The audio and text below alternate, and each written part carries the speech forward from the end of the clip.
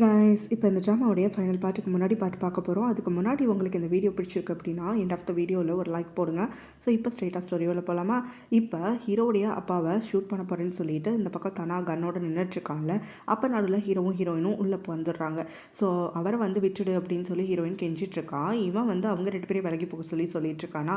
So இப்படி வாக்குவாதம் போயிட்டுருக்கு. ஹீரோயினும் தனாவை எப்படியாவது ரிலீஸ் பண்ண வைக்கணும்னு பார்த்துட்ருக்கான். அவன் தப்பு பண்ண போகிறான், அவன் மேலே சட்டம் வந்துட்டு ஆக்ஷன் எடுக்கும். ஸோ இந்த மாதிரியெல்லாம் பண்ணாத, உங்கள் அம்மா வேறு உனக்காக காத்துட்ருப்பாங்க, நீ இப்படி பண்ணுறது தெரிஞ்சால் உங்கள் அம்மா என்ன ஆவாங்க அப்படிங்கிற மாதிரியெல்லாம் சொல்லிட்டு இருக்கும்போது, எங்கள் அம்மா ஏற்கனவே கஷ்டத்தில் தான் இருக்காங்க, அதுக்கு காரணமே இந்த ஆள் தான். ஸோ நீங்கள் 2 பேரும் விலகி போனீங்கன்னா நான் இவரை ஷூட் பண்ணிட்டு போயிட்டே இருப்பேன், அப்படி இல்லைனா உங்களையும் சேர்த்து நான் ஷூட் பண்ணிடுவேன் அப்படின்னு சொல்கிறான். ஹீரோயினும் உன்னால் அது பண்ண முடியாது, பண்ண முடிஞ்சா பண்ணிக்கோ அப்படிங்கிற மாதிரி சொல்லிட்டு இருக்கான். ஸோ அப்போ அவனும் லைட்டாக வந்து எமோஷனல் ஆகிட்டு அழுகிறதுக்காகவே ஆரம்பிச்சிடுறான். ரொம்ப கில்ட்டியாக வேறு ஃபீல் பண்ணிட்டு இருக்கானா. ஸோ எனக்கு தேவை அவரை கொல்லணுங்கிறது நோக்கம் கிடையாது, அவர் வாயால் எங்கள் அப்பாவை கொன்னுங்கிறத ஒத்துக்கிட்டால் கூட எனக்கு போதும், அதை ஒத்துக்கிட்டு ஜெயிலில் போய் தண்டனை அனுபவிச்சா எனக்கு போதும், அதை அந்த மனுஷனை சொல்லுங்கள், நான் விட்டுடுறேன் அப்படின்னு சொல்கிறான். ஸோ இதை கேட்டுட்டு ஹீரோவும் அவங்க அப்பாவை கன்வின்ஸ் பண்ணுறான். நீங்கள் சொல்லிவிடுங்கப்பா, என்னப்பா பண்ணீங்க அவங்க அப்பாவை சொல்லுங்கப்பா அப்படின்னு சொல்லி கேட்டுகிட்டே இருக்கானா. அப்போ அவரும் அங்கே சொல்கிறதுக்காக வாயை திறக்கிறாரு. ஆனால் வாயிலேருந்து வார்த்தையே வரல. அடுத்த செகண்டு பார்த்தா அப்படியே ஒரு மாதிரி ஷாக்கில் வரைஞ்சி போன மாதிரி ஆகி மங்கிடுறாரு. இதை பார்த்துட்டு ஹீரோ ரொம்ப பதட்டப்படுறான். அடுத்த சீன் பார்த்தோன்னா இவரை கூட்டிகிட்டு வந்து ஹாஸ்பிட்டலில் அட்மிட் பண்ணுறாங்க, எமர்ஜென்சி ட்ரீட்மெண்ட்டுக்குன்னு சொல்லிட்டு கூட்டிகிட்டு போயிடுறாங்க. ஸோ இப்போ ஹீரோ பிரேக் ஆகி அழுதுட்ருக்கானா. அதை பார்த்ததுக்கப்புறம் தனக்கு மனசே உடஞ்சி போயிடுது. தான் என்ன பண்ணுறதுக்கு இருந்தேன் அப்படிங்கிறதே அவன் இப்போ தான் உணர்றான். ஸோ இப்போ ஹீரோ அழுகிறத பார்த்து அவன் இன்னும் கொஞ்சம் டிஸ்டர்ப் ஆகிட்டு ரொம்ப கில்ட்டியாக ஃபீல் பண்ணுறானா. அவனுடைய எக்ஸ் கேர்ள் ஃப்ரெண்ட் அந்த டாக்டர் இருக்கால, இப்போ அவள் தனாக்கு ஆறுதலாக சொல்லிட்டு இருக்கா. ஸோ அப்போ தனாவும் போலீஸை வர சொல்லு, நான் தப்பு பண்ணுறதுக்கு இருந்தேன், அவரை கொலை பண்ணுறதுக்கு இருந்தேன், நான் ஜெயிலுக்கு போகணும் அப்படின்லாம் சொல்லி இப்போ நான் திட்டியிருக்கான். அப்போ அந்த பொண்ணு அவனை திட்டா, நீ முதல்ல கில்ட்டிலேருந்து வெளியில் வா, உன்னுடைய கில்ட்டியான அந்த ஃபீலிங்ஸ் எல்லாம் தான் இந்த மாதிரியெல்லாம் பேச வைக்கிது, அவருக்கு ஒன்றும் இல்லை, ஒன்றும் ஆகாது அப்படிங்கிற மாதிரியெல்லாம் சொல்லிட்டு இருக்கா. அதனாலும் வீட்டில் தனா ரொம்பவே பிரேக் ஆகி உட்காந்துட்ருக்கான். ஸோ தானே வந்து குற்றம் சொல்லிக்கிறான். கூடவே வந்துட்டு அந்த மனுஷனை நான் ஒரே நிமிஷத்தில் சுற்றுக்கணும், ஹீரோயினும் வந்தது கூட நான் பார்த்துருக்கக்கூடாது, அப்படி சுற்றிருந்தா கூட என்னுடைய அப்பாவுக்கு ஒரு நீதி கிடைச்சிருக்கும். இப்போ நான் எல்லாத்துக்குமே எழுந்துட்டு உட்காந்துட்ருக்கேன். இப்போ அந்த ஆளும் வந்துட்டு சரியாகலை அப்படின்னா எங்கள் அப்பாவுடைய சாவுக்கும் நீதி கிடைக்காது, நான் பண்ணி போய் தான் அவருக்கு இந்த மாதிரி ஆயிடுச்சுன்னு சொல்லி எனக்கும் மனசு பதறும் அப்படிங்கிற மாதிரியெல்லாம் சொல்லிட்டு இருக்கும்போது அப்போ அந்த டாக்டர் சொல்கிறா, இதில் எதுவுமே ஒன்றால் நடக்கலை, இது எல்லாத்துக்கும் காரணம் ஹீரோயினும் கல்யாணம் பண்ணிக்கிட்டது தான். அவங்க 2 பேரும் கல்யாணம் பண்ணிக்கிட்டப்போவே உனக்கு நல்லா தெரியும்ல, ஹீரோயின் உன்னைய விரும்பிட்டு இருந்தா திடீர்னு போய் வேற ஒருத்தனை கல்யாணம் பண்ணிக்கிறாங்கிறப்போ உனக்கு ஒரு சந்தேகம் இருந்திருக்கும் தானே. ஸோ அவள் அப்படி ஒரு டெசிஷன் எடுத்ததுக்கு நீ என்ன பண்ணுவ? என் ஃப்ரெண்டு மேலேயும் பழி போட முடியாது, ஏன்னா இதுக்கு முழுக்க ஹீரோயின் தான் காரணம். அவளுடைய சுயநலத்துக்காக என்னுடைய ஃப்ரெண்டு அப்ரோச் பண்ணி உன்னையும் ஹர்ட் பண்ணிட்டா, என் ஃப்ரெண்டோட லைஃப்பையும் அழிச்சிட்டா. இங்கே அவங்களுடைய கல்யாணத்துக்கு அப்புறம் தான் எல்லா பேட் திங்ஸுமே உங்கள் எல்லார் லைஃப்லேயும் நடக்கிறதுக்காக ஆரம்பிச்சது. ஸோ இதில் முழுக்க ஒருக்க பழி எடுத்துக்கணும், ஒருக்க வந்து கில்ட்டியாக ஃபீல் பண்ணணும் அப்படின்னு சொன்னால் அது அந்த ஹீரோயின் மட்டும்தான், நீங்கள் யாருமே கிடையாது, உங்கள் எல்லாரையும் ஒரு பொம்மை மாதிரி அவள் தான் யூஸ் பண்ணியிருக்கா அப்படிங்கிற மாதிரியெல்லாம் திட்டிகிட்டு இருக்காளா. அந்த பக்கமாக வரக்கூடிய ஹீரோயின் இதெல்லாத்தையுமே கேட்டுட்டு ஆல்ரெடி கில்ட்டியாக ஃபீல் பண்ணிட்டு இருக்கக்கூடிய நம்ம ஹீரோயின் இப்போ அந்த டாக்டரோட பேச்செல்லாம் கேட்டுட்டு ரொம்பவே மனசு நொந்து போயிட்டு அங்கேருந்து பாதியில் கிளம்பி போயிடுறான். அப்போ தனாவுமே ஹீரோயினுக்கும் இதில் முழுசாக வந்து பழி போடுற மாதிரி இருக்காது, ஏன்னா நான் ரிவெஞ்ச் எடுக்கணுங்கிறது என்னுடைய டெசிஷன், அவள் ஒன்று என்னைய ஃபோர்ஸ் பண்ணல அப்படிங்கிற மாதிரி ஹீரோயினுக்கு சப்போர்ட் பண்ணிகிட்டு இருக்கான். ஹீரோயின் அடுத்தது ஹாஸ்பிட்டல் கிளம்பி வராளா. ஸோ இப்போ ஹீரோடைய அசிஸ்டண்ட் அங்கே இருக்கான். டாக்டர் என்ன சொன்னாங்கன்னு சொல்லி கேட்கும்போது இப்போ ஹீரோடைய அப்பாவுக்கு அக்யூட் பேரலைசஸ் வந்திருக்கு. ஸோ ஒரு டெம்பரரியான ஒரு பக்கவாதம் மாதிரி தான், அவரால் இப்போதைக்கு பேச முடியாது அப்படிங்கிற மாதிரி டாக்டர் கன்ஃபார்ம் பண்ணியிருக்காங்க. ஸோ அவர் எப்போ ரெக்கவர் ஆகாரு என்ன ஏதெல்லாம் டாக்டர் கையிலே இல்லையா அப்படிங்கிற மாதிரியெல்லாம் சொல்லிட்டு இருக்கும்போது அடுத்து ஹீரோவை பற்றி கேட்குறா. ஹீரோ வந்து அவங்க அப்பாவை பற்றி அப்டேட் கேட்குறதோட சரி, அதுக்கப்புறம் அவரை பற்றி ஒன்றுமே வந்து பேசிக்க மாட்டேங்கிறான், ஒர்க்கில் வந்து கான்சன்ட்ரேட் பண்ணுறதில்ல, ஆஃபீஸ்க்கே சொல்ல போனால் வருதில்ல, ரொம்ப ஒரு மாதிரி இழந்த மாதிரியே வந்து அலைஞ்சிட்டு இருக்கான். எனக்கு பாஸை நினச்சா தான் பயமாக இருக்குது அப்படிங்கிற மாதிரி ஹீரோயின் கிட்ட சொல்ல ஹீரோயின் வீட்டுக்கு கிளம்பி வராளா. அப்போ ஹீரோ அவங்க அப்பாவுடையான மொமெண்ட்ஸ் எல்லாம் தான் வந்துட்டு பார்த்துட்ருக்கான். பழைய ஃபோட்டோகிராஃப்ஸ் அதெல்லாம் பார்த்துட்டு ரொம்ப எமோஷ்னலாக பிரேக் ஆகிட்டு இருக்கானா. ஹீரோயின் அவனுடைய சின்ன வயசு பெயிண்டிங் எல்லாம் கண்டுபிடிச்சால, அதை கொண்டு வந்துட்டு இப்போ அவன்கிட்ட கொடுக்குறான். ஸோ அந்த பாக்ஸை ஓப்பன் பண்ணி பார்த்துட்டு அதில் இருக்கக்கூடிய மெமரிஸ் பற்றியெல்லாம் ஹீரோ பேசிகிட்டு இருக்கானா. ஹீரோயின் அதுக்கப்புறமா லைட்டாக டைம் எடுத்து அவனுக்கு கொஞ்சம் கன்சோல்லாம் பண்ணிவிட்டு அப்புறம் அவங்க அப்பா இந்த மாதிரி உடஞ்சி போனால் விரும்புவாரா, அவர் மற்ற மற்றவங்களுக்கு கெட்டவங்களா இருக்கலாம், பட் இவனுக்குன்னு சொல்லி அவர் எல்லாமே பார்த்து பார்த்து தானே பண்ணுவார். அப்படி இருக்கப்போ நீ இந்த மாதிரி உன்னோட லைஃபே வந்துட்டு வேஸ்ட் பண்ணுற மாதிரியெல்லாம் இருந்துட்டுருக்காத அப்படின்லாம் சொல்லி அட்வைஸ் பண்ணி அடுத்த நாள்லேருந்து அவனை ஆஃபீஸ் போகிறதுக்காக வைக்கிறா. ஹீரோயின் அடுத்ததான் அந்த லாயரை பார்க்கறதுக்காக வராளா. ரொம்ப பிரேக் ஆகிட்டு அவருக்கு முன்னாடி அழுதுகிட்டே சொல்லிட்டு இருக்கா, எல்லாரோடைய வாழ்க்கையும் நான் தான் கெடுத்துட்ருக்கேன். நான் ரிவெஞ்ச் பண்ணணும்னு ஆரம்பிச்சது தான் இத்தனை பேர் என்னால் சஃபர் ஆகிட்டு இருக்காங்க. கிட்டி ஆகட்டும், தனா ஆகட்டும், அப்புறம் இப்போ நம்ம ஹீரோ ஆகட்டும். ஸோ எல்லாரோட லைஃப்லேயுமே நான் ஒரு நிம்மதியை கொண்டு வரல. எனக்கு நிம்மதி கிடைக்கணுங்கிறதுக்காக எல்லாரோடைய நிம்மதியும் அழிச்சு அதில் சம்பாதிக்கிறதுல எனக்கு விருப்பமும் கிடையாது. பேசாமல் இதெல்லாம் அப்படியே நிறுத்திடலாமா அப்படின்னு சொல்லி கேட்டு அழுதுட்ருக்காளா. ஸோ இப்போ அந்த லாயர் சொல்கிறாரு, உன்னுடைய கன்ஃபியூஷன், உன்னுடைய நிலமெல்லாம் எனக்கு நல்லாவே புரியுது. இருந்தாலும் இவ்வளோ தூரம் நம்ம வந்துட்டோம் இல்லையா, ஸோ இதுலேருந்து மீறி போனால் சரி வராது. அது மட்டும் இல்லாமல் உன்னுடைய அப்பா அம்மாவுக்கு நீ பண்ணி கொடுத்த ப்ராமிஸை மறந்துட்டியா? அவங்களுடைய டெத்து அப்படியே விட்டுணும்னு பார்க்குறியா? அவங்க உனக்காகத்தான் இத்தனை நாள் இத்தனை வருஷம் ஓடி ஓடி சம்பாதிச்சு எல்லா பயிர் புகழ்னு வாங்கி வச்சாங்க. அது எதுவுமே உனக்கு கிடைக்காம போயிடுச்சு. இதெல்லாம் வெறும் ப்ராப்பர்ட்டின்னு கூட நினைக்கலாம். ஆனால் உங்கள் அப்பா அம்மாவுடைய உழைப்பு, உங்கள் அப்பா அம்மாவுடைய கனவுங்கிறதெல்லாம் நீ மறந்துட்டியா அப்படிங்கிற மாதிரியெல்லாம் பேசிட்டு, இந்த மாதிரி உன்னுடைய ஆன்ட்டி ஆல்ரெடி நம்ம பிடிக்குள்ளே ஓரளவுக்கு வந்துட்டாங்க, இன்னும் கொஞ்ச நாள் பொறுத்துக்கிட்டா கண்டிப்பாக அவங்கள நீ வின் பண்ணிடலாம் அப்படிங்கிற மாதிரி சொல்கிறாரு. இதை நான் உனக்கு ஒரு லாயராக மட்டும் சொல்லலை, உன்னோட கூட பிறந்த அண்ணன் மாதிரி நினச்சிக்குவேன் அப்படின்னோடனே நம்ம ஹீரோயினும் உடனே அந்த பாயிண்ட்டை பிடிச்சிக்கிறா. ரொம்ப எமோஷ்னலாக இருக்கவ உடனே அவர்கிட்டே அதே சொல்கிறா, என்னுடைய அப்பா அம்மா தான் உங்களை வந்து எனக்கு ஒரு அண்ணன் சார்பாக வந்து அனுப்பி வச்சாங்க போல், என்னைய பார்த்துக்கிறதுக்கு கைட் பண்ணுறதுக்குன்னு சொல்லிட்டு. இத்தனை மாதம் நீங்கள் இல்லைன்னா நான் என்ன பண்ணியிருப்பேன், என்ன ஆகியிருப்பேன்னு எனக்கு தெரியலை. என் ஆன்ட்டி எதிர்த்து இவ்வளோ தூரம் நான் போராடிப்பேனான்னு கூட என்னால் சொல்ல முடியாது. உங்களுடைய ப்ராப்பர் கைடன்ஸும் உங்களுடைய அந்த அஃபெக்ஷன் ஸ்ட்ரென்த் எல்லாம் தான் என்னை இவ்வளோ தூரம் கொண்டு வந்திருக்கு அப்படின்னு சொல்லி தேங்க் பண்ணி, இனிமே நான் உங்களை வெறும் லாயராக மட்டும் பார்க்க மாட்டேன், நீங்கள் நிஜமாவே எனக்கு அண்ணன் தான் அப்படின்னு சொல்லிட்டு ஓடி போய் அவருடைய கையெல்லாம் பிடிச்சிக்கிறாரா. அவர் பயங்கரமாக வெக்கப்பட்டுட்டுலாம் இருந்துட்டுருக்காரு. அப்புறமா வீட்டுக்கு கூட்டிகிட்டு போகிறேன்னு சொல்லிட்டு ஹீரோவும் ஹீரோயினை ஏமாற்றி தனியாக வேறு ஒரு ட்ரிப்புக்குன்னு சொல்லி கூட்டிகிட்டு போயிட்டான். நீ எதுக்கு சொல்லாமல் வந்த, நான் ஆல்ரெடி நிறைய பிளான்ஸில் இருக்கேன் அப்படின்லாம் ஹீரோயின் சொல்லும் போது, கொஞ்சம் நல்ல உன் பிளான் ஒன்றும் கெட்டு போயிடாது, அதெல்லாம் பொறுமையாக பார்த்துக்கலாம் வான்னு சொல்லிட்டு ஒரு கிராமம் மாதிரியான ஏரியாவுக்கு கூட்டிகிட்டு போகிறான். ஸோ ஹீரோயின் அங்கே போனதுக்கப்புறமா கொஞ்சம் வந்து ஃபன் பண்ணிகிட்ருக்காளாம். அப்பா அவன் சொல்கிறான், இது அவங்க அப்பாவுடைய ஹோம் டவுன் அப்படின்னு எக்ஸ்பிளைன் பண்ணிக்கிட்டு, சின்ன வயசில் வெக்கேஷனுக்குன்னு சொல்லிட்டு அவங்க அப்பா அடிக்கடி இங்கே கூட்டிகிட்டு வருவார். பட் அதுக்கு பிறகு இங்கே வந்து பல வருஷம் ஆயிடுச்சு அப்படின்லாம் சொல்லிட்டு அவளுக்கு இடத்தெல்லாம் சுற்றி காட்டிட்டு அங்கே இருக்கக்கூடிய அவங்களுடைய வீட்டுக்கெல்லாம் கூட்டிகிட்டு போகிறாங்களா. அங்கே அவங்க வீட்டை பார்த்துக்கக்கூடிய அங்கிள் நம்ம ஹீரோ வந்து ரொம்ப வளர்ந்துட்டான், பல வருஷத்துக்கு அப்புறம் பார்க்குறாருன்னு சொல்லிட்டு ரொம்ப அன்பாலாம் பேசிகிட்டு இருக்காரு. அப்புறம் இவங்க ரெண்டு பேருக்குள்ள க்யூட் க்யூட் மொமெண்ட்ஸ் எல்லாம் வந்துட்டு இவங்க ஃபார்ம் பண்ணுறாங்க, நிறைய மெமரிஸ் கேதர் பண்ணுறாங்க, நிறைய மனசு விட்டு பேசுகிறாங்க. But lover சொல்லிக்கல. ஸோ இந்த மாதிரி அவங்களுடைய டே போயிட்டு இருக்கும் போது தான் அந்த பக்கமாக நம்ம ஹீரோனுடைய ஆன்ட்டி இருக்காங்கல்ல, அவங்கள பார்க்குறதுக்காக பிரேம் வரான். ஸோ இப்போ பிரேம் வந்ததுக்கு காரணம் என்னென்னா, அவங்கக்கிட்ட பணம் கேட்டுட்ருக்கான். ஸோ அவங்க ஆல்ரெடி கம்பெனிலேருந்து என்னுடைய சைனை போட்டு நிறைய அமௌண்ட் எடுத்திருக்கேன் அப்படின்னு சொல்லி திட்டுறாங்க. ஸோ இப்போ அதுக்கு பிரேமும், நான் அதெல்லாம் எடுத்து வேஸ்ட் பண்ணலை, நான் இன்வெஸ்ட் தான் பண்ணியிருக்கேன், என்னால் அதுக்கு உங்ககிட்ட ப்ரூஃப் காட்ட முடியும், இப்போயும் அதே இன்வெஸ்ட்மெண்ட் பர்பஸ்க்காக தான் உங்ககிட்ட இன்னும் பணம் எதிர்பார்க்குறேன்ற மாதிரி அவனுடைய மொபைல் எடுத்து டக்குன்னு காட்டிகிட்ருக்கான். அதில் பார்த்தா ஒரு கேசினோ, அப்புறம் ஒரு ரெஸ்டாரண்ட், அந்த மாதிரி ஒரு பெரிய ஒரு பில்டிங் வந்துட்டு நம்ம வாங்கிக்கலாம் அப்படிங்கிற மாதிரி சொல்லிட்டு இருக்கான். ஸோ இது எல்லாத்துக்கும் இன்வெஸ்ட் பண்ணுறதுக்கு காசு எங்கே இருக்குது, ஏற்கனவே ரா சப்ளையர்ஸ்க்கே நம்ம வந்துட்டு அமௌண்ட் வந்து கொடுக்காம பெண்டிங்கில் வச்சுட்ருக்குறோம் அப்படிங்கிற மாதிரி திட்டிகிட்டு இருக்காங்க. அது மட்டும் இல்லாமல் நீ கடன் வாங்கினல, என் பேரை நடுவில் கோர்த்து விட்டு போயிட்ட, ஸோ கம்பெனியோட பேருக்கு ஆபத்து வரக்கூடாதுன்னு சொல்லிட்டு இங்கே கம்பெனியில் பணம் இல்லைன்னு நான் சேரிட்டியில் இருக்கக்கூடிய பணத்தை ஏமாற்றி எடுத்து இப்போ இந்த கடனெல்லாம் அடைச்சிருக்கேன் அப்படின்னு சொல்லி இவனை சத்தம் போட்டு திட்டுறாங்க. இவனும் இது எல்லாத்துலேருந்தும் மீண்டு வர மாதிரி தான் நான் ஒரு இன்வெஸ்ட்மெண்ட் சொல்லிட்டு இருக்கேன், இந்த பிஸ்னஸ் வந்து சூப்பராக இருக்கும் எனக்குன்னு கைட் பண்ணுறதுக்குன்னு சொல்லி ஒரு ஆஃபீஸே ஒர்க் பண்ணிகிட்ருக்காங்க. ஸோ ஒரு பாஸ், ஒரு பெரிய பாஸ் வந்து என்னையை நம்பி இந்த இன்வெஸ்ட்மெண்ட்டை கொடுக்கறதுக்கு ரெடியாக இருந்துகிட்ருக்காரு. மற்றவங்களுக்கு நான் இன்னும் அதிக பணம் எனக்குன்றதுனால அவர் உரிமையாக பணத்தை வந்து தானாகவே குறைச்சிக்கிட்டாரு அப்படிங்கிற மாதிரியெல்லாம் எக்ஸ்பிளைன் பண்ணிக்கிட்டு அந்த கம்பெனிக்கு பேர் மாஸ் ஏஞ்சல்ஸ் அப்படிங்கிற மாதிரியெல்லாம் சொல்லிட்டு இருக்கான். இதை கேட்ட உடனே இவங்களுக்கு ஒரு டவுட் வந்துடுது. ஸோ ஜான் முன்னாடி வந்துட்டு எந்த கம்பெனியில் இன்வெஸ்ட் பண்ணால், எந்த கம்பெனிலேருந்து ஆட்களை கூட்டிகிட்டு வந்தால் அந்த 100 மில்லியன் ப்ராஜெக்ட்டுக்கு அப்படின்னு சொல்லிட்டு அசிஸ்டண்ட்டுக்கு கால் பண்ணி கேட்குறாங்களா. அவங்களும் ஏதோ ஒரு கம்பெனி, ஆனால் ஏஞ்சல்ஸ் அப்படின்னு முடிகிற மாதிரி சொல்லிட்டு இருக்காங்க. ஸோ இதை கேட்டோன்னே உங்களுக்கு டவுட் வருது, ரெண்டும் ஒரே கம்பெனியாக இருக்குமோ அப்படின்னு சொல்லிட்டு. இதை பிரேம் கிட்ட சொல்லும் போதே பிரேம் அப்படிலாம் இருக்கிறதுக்கு வாய்ப்பே கிடையாது அப்படின்னு சொல்லிடுறான். எப்படி உன்னால் ஷுவராக சொல்ல முடியும், இப்போ நடக்கிறதெல்லாம் பார்த்தா எனக்கு யார் மேலேயும் நம்பிக்கை இல்லை அப்படிங்கிற மாதிரி ஆண்டி சொல்லிட்டு இருக்காங்களா. அதுக்கு பிரேமும் இல்லை என்னால் கன்ஃபார்மாக சொல்ல முடியும், இப்போ நான் ஒரு டீல் கூட பேசியிருக்கேன்ல இங்கே நம்ம கிட்ட இருந்து இந்த ஸ்டீல் திங்ஸ் எல்லாம் வந்துட்டு அவங்களுக்கு கொடுக்கறதுக்குன்னு சொல்லிட்டு, அதுவுமே இதே கம்பெனி தான், அவங்க கிட்ட நம்ம ஏற்கனவே வாங்கினப்ப அவங்க நல்லபடியாக நம்ம கிட்ட காசெல்லாம் கொடுத்துட்டாங்க அப்படிங்கிற மாதிரிலாம் சொல்லிட்டு இருக்கும்போது இவங்களுக்கு டவுட் வருது. அப்போ தான் இவங்க நோட் பண்ணுறாங்க, ஜானும் சரி அப்புறம் பிரேமும் சரி அங்கே சொன்னக்கூடிய அந்த கம்பெனியோடைய லோகோ வந்து சேமாக இருக்குன்னு சொல்லிட்டு. ஸோ இங்கே ஹீரோயினும் அந்த லாயரும் உட்காந்து டிஸ்கஸ் பண்ணிகிட்டு இருக்காங்க, அடுத்தது என்ன பிளான் போடலாம் அவங்க ஆன்டி கிட்டேருந்து வின் பண்ணுறதுக்கு அப்படிங்கிற மாதிரி. ஸோ அந்த சமயத்தில் ஹீரோயினுக்கு ஹீரோ கிட்டேருந்து கால் வருதா, அவன் உன்னைய பார்க்குறதுக்கு தான் நான் உன்னுடைய ஒர்க் பிளேஸ்க்கு வந்திருக்கேன், லஞ்ச் எடுத்துகிட்டு வந்திருக்கேன், வா அப்படி வந்து வாங்கிக்கோ அப்படின்னு சொல்லி கூப்பிட்டுட்ருக்கான். ஸோ ஹீரோயின் பார்த்தோன்னா இங்கே வேலையை விட்டுட்டு, அதாவது அவள் ஆன்டியோடைய கம்பெனியில் வேலையை விட்டுட்டு இப்போ தனியாக ஒரு கம்பெனி ஃபார்ம் பண்ணியிருக்காங்கிறது அவனுக்கு தெரியாதா.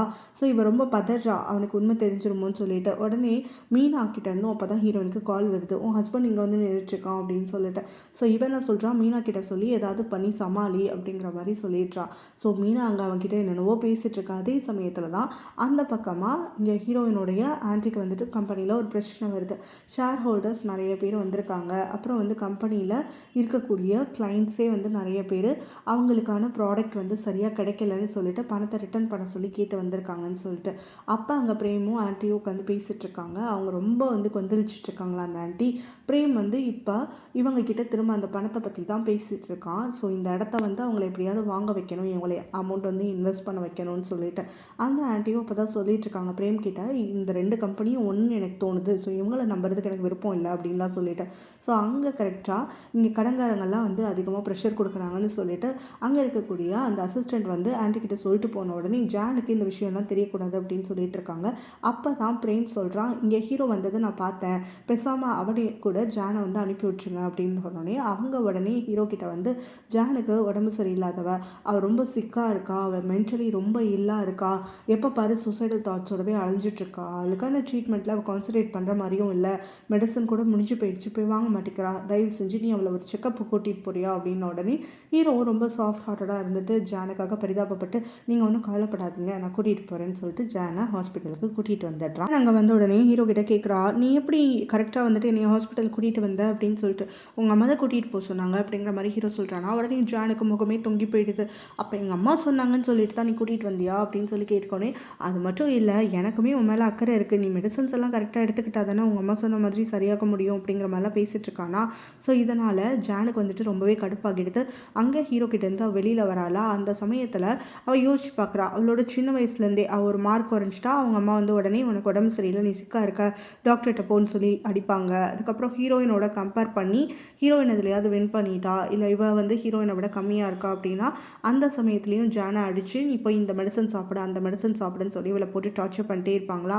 ஸோ இதெல்லாத்தையுமே வந்து யோசிச்சு பார்க்குறா, நான் சிக்காவே இல்லை, ஆனாலும் எங்கள் அம்மா மென்டலாக என்னை வந்து சிக்கான மாதிரி காட்டிக்கிறாங்க, என் மேலே அதை திணிக்கிறாங்க அப்படிங்கிற மாதிரி இவள் வந்து இப்போ யோசிச்சு பார்த்துட்டு அந்த மெடிசன்லாம் இனிமேல் எடுத்துக்கக்கூடாது, என்ன வந்து மென்டலி சிக்குன்னு சொல்கிறாங்கல்ல, ஸோ மென்டலி சிக்காக இருக்கிறவங்க நிஜத்தில் என்ன பண்ணுவாங்கன்னு அவங்களுக்கு காட்டி புரிய வைக்கிறேன் அப்படின்னு சொல்லிட்டு அங்கே ஷேர் ஹோல்டர்ஸோடு இருக்கக்கூடிய கான்ஃபரன்ஸில் நடுவில் ஜான் பூந்துடுறான். இதை பார்த்த உடனே அவங்க அம்மா வந்துட்டு இவளை வெளியில் கூட்டிகிட்டு போங்கன்னு சொல்லிட்டு கத்துறாங்க. அசிஸ்டண்ட்டும் மீனாவும் சேர்ந்து ஜானை வெளியில் அனுப்பலான்னு சொல்லி பார்த்துட்ருக்காங்களா. அப்போ ஜானும் அவங்க எல்லாரையும் பிடிச்சி தள்ளி விட்டுட்டு, ஆமாம் என்னமோ பணம் பத்தலைன்னு சொல்லிட்டு இங்கே ஒரு மீட்டிங் நடத்திட்டு இருக்கீங்களா, எதுக்காக பணம் பத்தாமல் போச்சு, ஹீரோனை ஏமாற்றி எப்படியாவது அவன் மேலே இருக்கக்கூடிய ஷேரையும் வாங்கிடலான்னு சொன்னீங்களே, இன்னும் வாங்கலையா, அதுக்கான வேலையை கூட பார்க்கலையா, நீங்கள் என்னமோ பெரிய அறிவாளி நினச்சேன் அப்படிங்கிற மாதிரியெல்லாம் பேசிகிட்டு இருக்கா. ஸோ இப்போ அவங்க அம்மாவும் இவங்கள்ட்ட இந்த வெளியில் கூட்டிகிட்டு போ அங்கேருந்து அவசரப்படுத்திகிட்டே இருக்காங்களா. ஸோ ஜானுக்கு அது வேறு கோவமாயிடுது. அங்கே அவங்க மீட்டிங்கில் முன்னாடி வச்சுருக்கக்கூடிய ஒரு மீனாவுடைய ஃபைல் எடுத்து பார்க்குறா. அதில் பார்த்தா கம்பெனியோடைய ஷேர் பர்சன்டேஜ் எல்லாம் வந்து போட்டிருக்கு. ஜானுடைய அம்மா பேரில், அதான் ஹீரோனோட ஆன்டி பேரில் ஒரு 35% ஷேரும், அதுக்கப்புறம் பிரேமோட பேரில் 30% ஷேரும் இருக்கிற மாதிரி போட்டிருக்கா. இதை பார்த்தோன்னே அவளுக்கு செமைய கடுப்பாகிடுது. அது எப்படி தன்னை விட பிரேம் கிட்ட வந்து நிறைய ஷேர்ஸ் இருக்குது அப்படின்னு சொல்லி பார்த்துட்டு அந்த ஃபைலை விட்டு எரிஞ்சிட்றா. அவங்க அம்மாவும் மரியாதையாக போயிட்டு மாத்திரையை போட்டுட்டு ரெஸ்ட் எடுக்கிற வழியை பாரு அப்படின்னு சொல்லி கத்துறாங்களா. எந்த மாத்திரையை பற்றி பேசுங்க, இப்போ ஹீரோவை ஏமாற்றி என்னை பைத்தியம்னு சொல்லிட்டு என்னை அனுப்பி விட்டீங்களே அந்த மாத்திரையா அப்படின்னு சொல்லிட்டு அதை அப்படியே அங்கே விட்டு எரியிறா. அதுக்கப்புறமா அவளை கண்ட்ரோல் பண்ணி இங்கே மீனாவும் அசிஸ்டண்ட்டும் சேர்ந்து வெளியில் ஒரு வழியாக இழுத்துட்டு போகிறாங்களா. அப்போ அவங்க 2 பேரும் உதறி தள்ளிட்டு, இந்த மாதிரி வந்து மெடிசன் மெடிசன் எல்லாம் நீங்களே சாப்பிட்டுக்கோங்க. உங்களுக்கு தானே மெடிசன் இருக்குது, சிக்காக இருக்கேன்னு சொல்லிட்டு ஆசைப்பட்டுட்டே இருக்கீங்க. இனிமேல் வந்துட்டு என்னைய கண்ட்ரோல் பண்ணணும்னு நினைக்காதீங்க. இனிமேல் நீங்கள் சொல்கிறது எதையுமே நான் செய்ய போகிறதில்ல. ஏன் இஷ்டத்துக்கு தான் நான் என் வாழ்க்கையை பார்க்க போகிறேன் அப்படின்னு சொல்லிட்டு அங்கேருந்து கோவமாக கிளம்பிடுறா. கேசினோ பிஸ்னஸ்க்குன்னு சொல்லி இன்வெஸ்ட் பண்ண முடியல அப்படின்னு இப்போ இவன் வந்து நின்றுட்டுருக்கானா பிரேமு. ஸோ அப்போ வந்து பாஸை பார்த்தே ஆகணும் அப்படின்னு சொல்லிட்டு அந்த ஆளுங்கள்கிட்ட பேசுகிறான். அவங்களுக்கு முன்னாடி வாக்கு கொடுத்துருப்பான், இந்த மாதிரி அவன் வந்து ரொம்ப இன்வெஸ்ட் பண்ணுறேன்னு சொல்லிட்டு. இப்போ முடியலன்னொடனே பாஸ் கோவப்படுறாங்க அப்படின்னு சொல்லிட்டு இவனுங்களை கூட்டிகிட்டு வந்துடுறானுங்க. அங்கே வந்ததுக்கப்புறம் தான் நம்ம ஹீரோயினை பார்த்துட்டு அவன் ஷாக் ஆகிடுறான். ஸோ இதென்ன கேமா, ஏதாவது ப்ராங்க் பண்ணுறீங்களா அப்படின்லாம் சொல்லி கேட்டுட்ருக்கான். அதுக்கப்புறமா அங்கே இருக்கவங்களும் சேர்ந்துட்டு இவங்க தான் எங்கள் பாஸ், இவங்களுக்கு கிட்ட தான் நீ வந்து பணம் கடன் வாங்கியிருக்க, உன்னோடைய கேம்பிளிங் அடிக்ஷனுக்காகன்னு சொல்லி பணம் நீ வந்து வாங்கினதும் இவங்க கிட்ட இருந்து தான். ஸோ அந்த பணத்தையும் நீ உங்ககிட்ட கொடுக்கணும், அதுக்கப்புறம் இன்வெஸ்ட்மெண்ட் பண்ணுறதா சொன்னல அதையும் செஞ்சாகணும் அப்படின்னு சொல்லிட்டு இருக்காங்க. ஸோ ஹீரோயினும் வந்துட்டு அவன்கிட்ட பயங்கரமாக பேசிட்டுலாம் இருக்காளா. அவனுக்கு ரொம்ப கோவம் வந்துடுது, எதிர்த்து எதிர்த்து பேசிகிட்டே இருக்கான். அப்போ ஹீரோயினும் பேசாமல் நான் உனக்கு நல்ல ஒரு ஐடியா சொல்கிறேன் பாரு, அப்பா அம்மா ஃபோட்டோவுக்கு முன்னாடி நீயே மண்டிட்டு அவங்கள்ட்ட மன்னிப்பு கேளு, அவங்கள கொன்னதுக்கு நீ அசஸ் பண்ணேன்னு சொல்லி ஒத்துக்கோ. இது ரெண்டையும் பண்ணிட்டேன்னு வச்சுக்கோயேன், உனக்கு ஆன்ட்டியை விட ஜெயிலில் தண்டனை கம்மியாக கிடைக்கிற மாதிரி நான் பார்த்துக்கிறேன் அப்படிங்கிற மாதிரி சொல்ல அவனுக்கு ரொம்ப கோவம் வந்துடுது. யார் உங்கள் அப்பா அம்மாவை கொலை பண்ணா, நான்லாம் கிடையாது, எனக்கு அதுக்கு சம்மந்தமே இல்லை, சும்மா வாய்க்கு வந்ததெல்லாம் உளராத அப்படின்னு சொல்லிக்கிட்டு உன்னை சும்மா விட மாட்டேன், என்னையே நீ இத்தனை நாள் வந்து ஆட்டை காட்டி ஏமாத்திட்டல அப்படின்னு நம்ம ஹீரோனை மிரட்டிட்டு அங்கேருந்து கிளம்பி போயிட்டான். அவங்க அம்மா கிட்ட கத்திட்டு ஒரு கிளப்ல வந்து நல்லா குடிக்கிறாளா. அதுக்கப்புறமா அங்கே ட்ரிங்க் பண்ணிட்டு இருக்கும்போது இவ அழகா இருக்காளேன்னு சொல்லிட்டு ஒருத்தன் அவளை அப்ரோச் பண்ணுறான். அவகிட்ட பேர் என்னன்னு தான் கேட்குறான். நான் கோச்சிக்கிட்டு அங்கேருந்து எழுந்து போகிறாளா. ஸோ அப்போ வந்து கால் தடுமாறி கீழே விழுக போகிறா. உடனே அவன் ஓடி வந்து அவளை தாங்கி பிடிக்கிறான். இது ஜானுக்கு சுத்தமாக பிடிக்கலையா. அவனை விலைக்கு விட்டுட்டு பொலின்னு கன்னத்தில் ஒன்று வச்சிடுறா. எவ்வளோ தைரியம் இருந்தால் என்னைய நீ டச் பண்ணுவேன், நான் எவ்வளோ குடிச்சிருந்தாலும் எனக்கு என்னைய பார்த்துக்க தெரியும், சும்மா என் மேலே கை வைக்கிற வேலையெல்லாம் வச்சுக்காத அப்படின்னு சொல்லிட்டு அவனை ரொம்ப திட்டுறா. ஸோ இதனால் கோவப்பட்டுட்டு அவனும் போனால் பொது விழுவக்கூடாதுன்னு தாங்கி பிடிச்சா. இவ்வளோ திமிரா, ஒரு பொண்ணை அடிக்க மாட்டேன்னு பார்த்தியா, தேவையில்லாமல் என் மேலே எவ்வளோ கை வச்சானா நானும் பதிலுக்கு வைப்பேன்னு சொல்லி ஜானுக்கு பல்லாருன்னு ஒரு அறை கொடுத்துட்றான். அதுக்கப்புறம் பார்த்தா ஹீரோ அவளை தூக்கிட்டு வந்து வீட்டில் வச்சு நீ எழுந்து உங்கள் வீட்டுக்கு போ அப்படின்னு சொல்லி எழுப்பி விட்டுட்டு இருக்கான். பார்த்தாக்கா ஹீரோ வந்து ஜான் கிட்ட பேசணும்னு கால் பண்ணியிருக்கான் போல். ஸோ அங்கே கிளப்பில் வந்து அவள் விழுந்து கிடக்கிறப்போ அங்கே ஒர்க் பண்ணுறவங்க யாரோ ஃபோனை எடுத்து பேசியிருக்காங்க. அதனால் நம்ம ஹீரோவும் ஜான் பாவமாச்சின்னு சொல்லிட்டு அவளை போய் காப்பாற்றி வீட்டுக்கு கூட்டிகிட்டு வரானா. திரும்ப எந்திரிச்சு அவங்க வீட்டுக்கு போன்னு சொன்னால் போக மாட்டேன், நான் சிவா கூட தான் இருப்பேன் அப்படின்னு சொல்லிட்டு இருக்கா. இவளை உட்காந்து பார்த்துட்டே இருக்கக்கூடிய நம்ம ஹீரோவும் அவங்க அம்மா சொன்ன மாதிரியெல்லாம் இவள் சிக்கா இருக்கிற மாதிரி தெரியலையே, இவன் நார்மலாக தான் இருக்கா, அவளுடைய வயசுக்கு என்ன பண்ணணுமோ அதெல்லாம் கரெக்டாக தானே பண்ணிகிட்டு இருக்கான். ஸோ அவங்க அம்மா எதுக்காக அவளை வந்து ரொம்ப சிக்குன்ற மாதிரி ட்ரீட் பண்ணிட்டு இருக்காங்கன்னு ஒன்றும் புரியலையே அப்படிங்கிற மாதிரி யோசிச்சுட்டு இருக்கானா. அப்போ தான் ஹீரோயின் அவனை பார்க்கறதுக்காக வரா. ஸோ ரூம் டோரை கட்டினோடனே இவன் ரூம் டோரையே திறக்க மாட்டேன்னு சொல்லிட்டு அரைகுறையாக மூடி வச்சுட்டு பேசிட்டு இருக்கான். நான் உள்ளே வந்து பேசுகிறேன் வா அப்படின்னு நம்ம ஹீரோயின் சொல்கிறா. இல்லை நான் குளிக்க போகிறேன், நீ இப்போவே சொல்லு அப்படின்னு சொல்லிட்டு இவன் ஏதோ சமாளிக்கிறானா. ஹீரோயினும் இன்னைக்கு நீ ஆஃபீஸ்க்கு வந்தல்ல, அதை பற்றி உங்ககிட்ட நான் பேசணும் அப்படின்னு சொல்லிட்டு ரொம்ப பயந்துக்கிட்டே பேச ஆரம்பிக்கிறான். ஆனால் ஹீரோவும் எதனால நாளைக்கு பேசிக்கலாமா, நான் குளிக்கணும் அப்படின்னு திரும்ப சொல்லிட்டு இருந்துட்டுருக்கான். ஹீரோயினுக்கு ஏதோ டவுட் வந்துருச்சா. ஸோ அவனை பிடிச்சி தள்ளி விட்டுட்டு உள்ளே வந்துடுறா. பார்த்தா அங்கே ஜான் தூங்கிட்டு இருக்கா. ஆனால் ஹீரோ வந்து அவளை மறைச்சி வச்சுட்டு தான் இங்கே வந்திருக்கானா.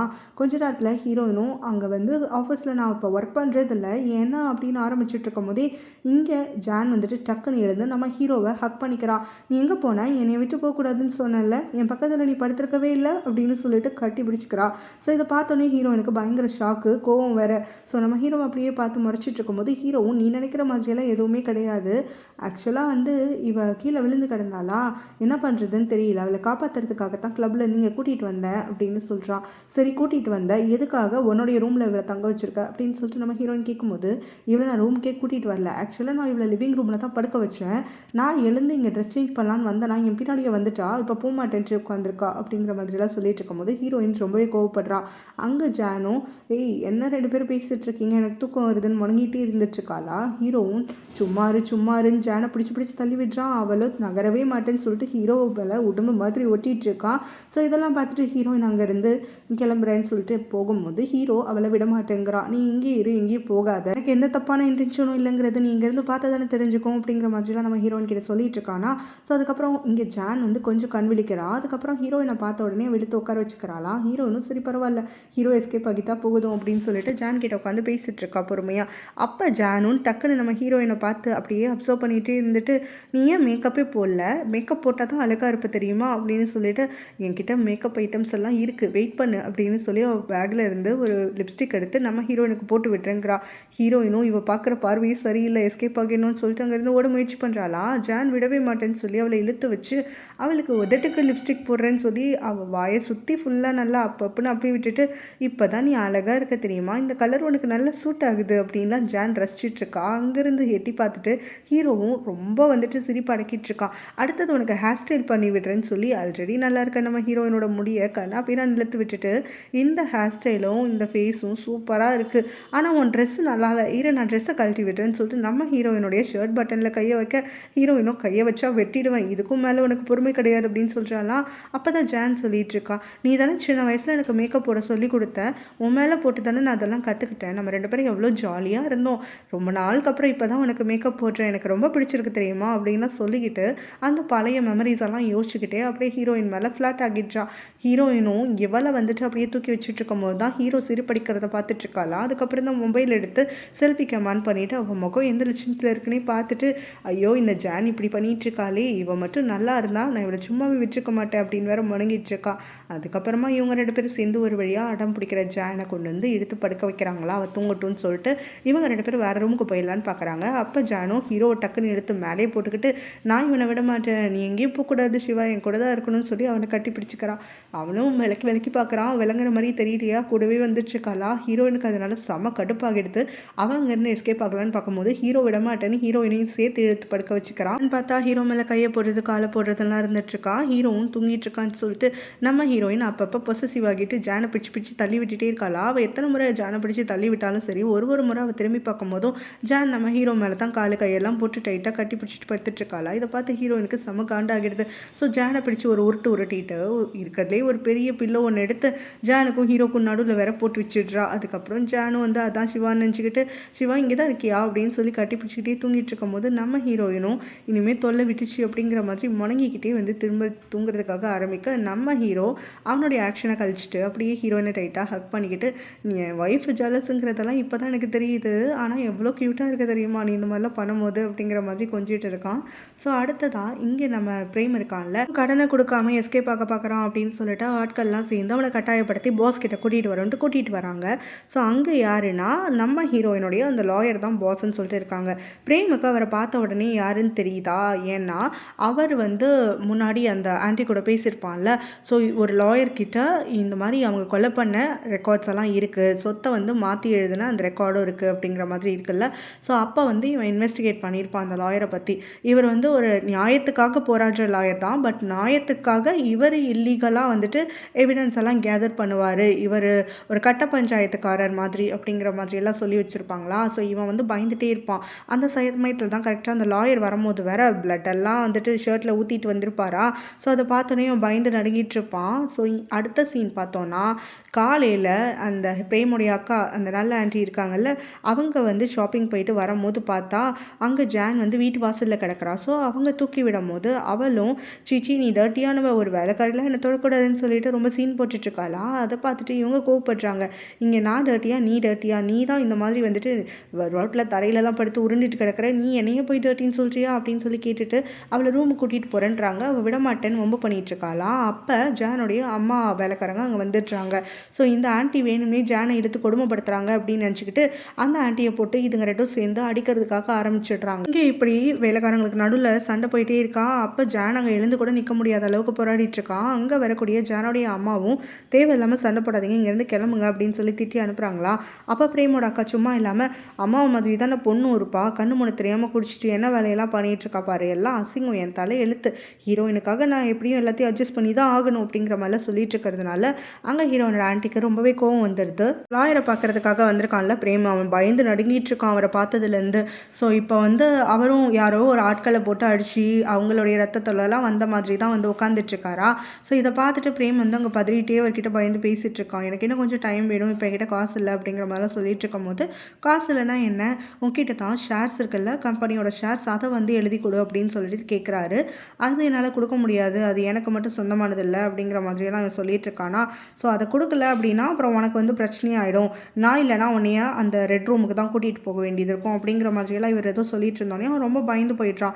சரி நான் இப்போ கையெழுத்து போட்டு தரேன், ஆனால் வந்துட்டு திரும்ப நான் எப்போ உங்கள்கிட்ட கேட்குறேனோ அப்போ நீங்கள் எனக்கு அதுக்கு திரும்பி கொடுத்துடணும். நான் பணத்தெல்லாம் திருப்பி கம்ப்ளீட் பண்ணிட்டேன்னா நீங்கள் வந்து எனக்கு என்னுடைய ஷேர்ஸை கொடுத்துடணும், அதுக்கு ஓகே தானே. உடனே சரி நீ பணத்தை முதல்ல கொடு அப்புறம் பார்த்துக்கலாம் அப்படின்னு சொல்லி அவரும் அவனை மிரட்டி சைன் வாங்கி வச்சுக்கிறாரு. பிறகு பிரேமும் எப்படியும் பணம் திரட்ட முடியாது, கொடுக்க முடியாது, எப்படியாவது நாடு விட்டு நாடு ஓடி போயிடலாம், உயிரையாவது காப்பாற்றிக்கலாம் அப்படின்னு நினச்சிட்டு அங்கேருந்து தப்பிச்சு போகலான்னு சொல்லிட்டு வீட்டுக்கு வரானா.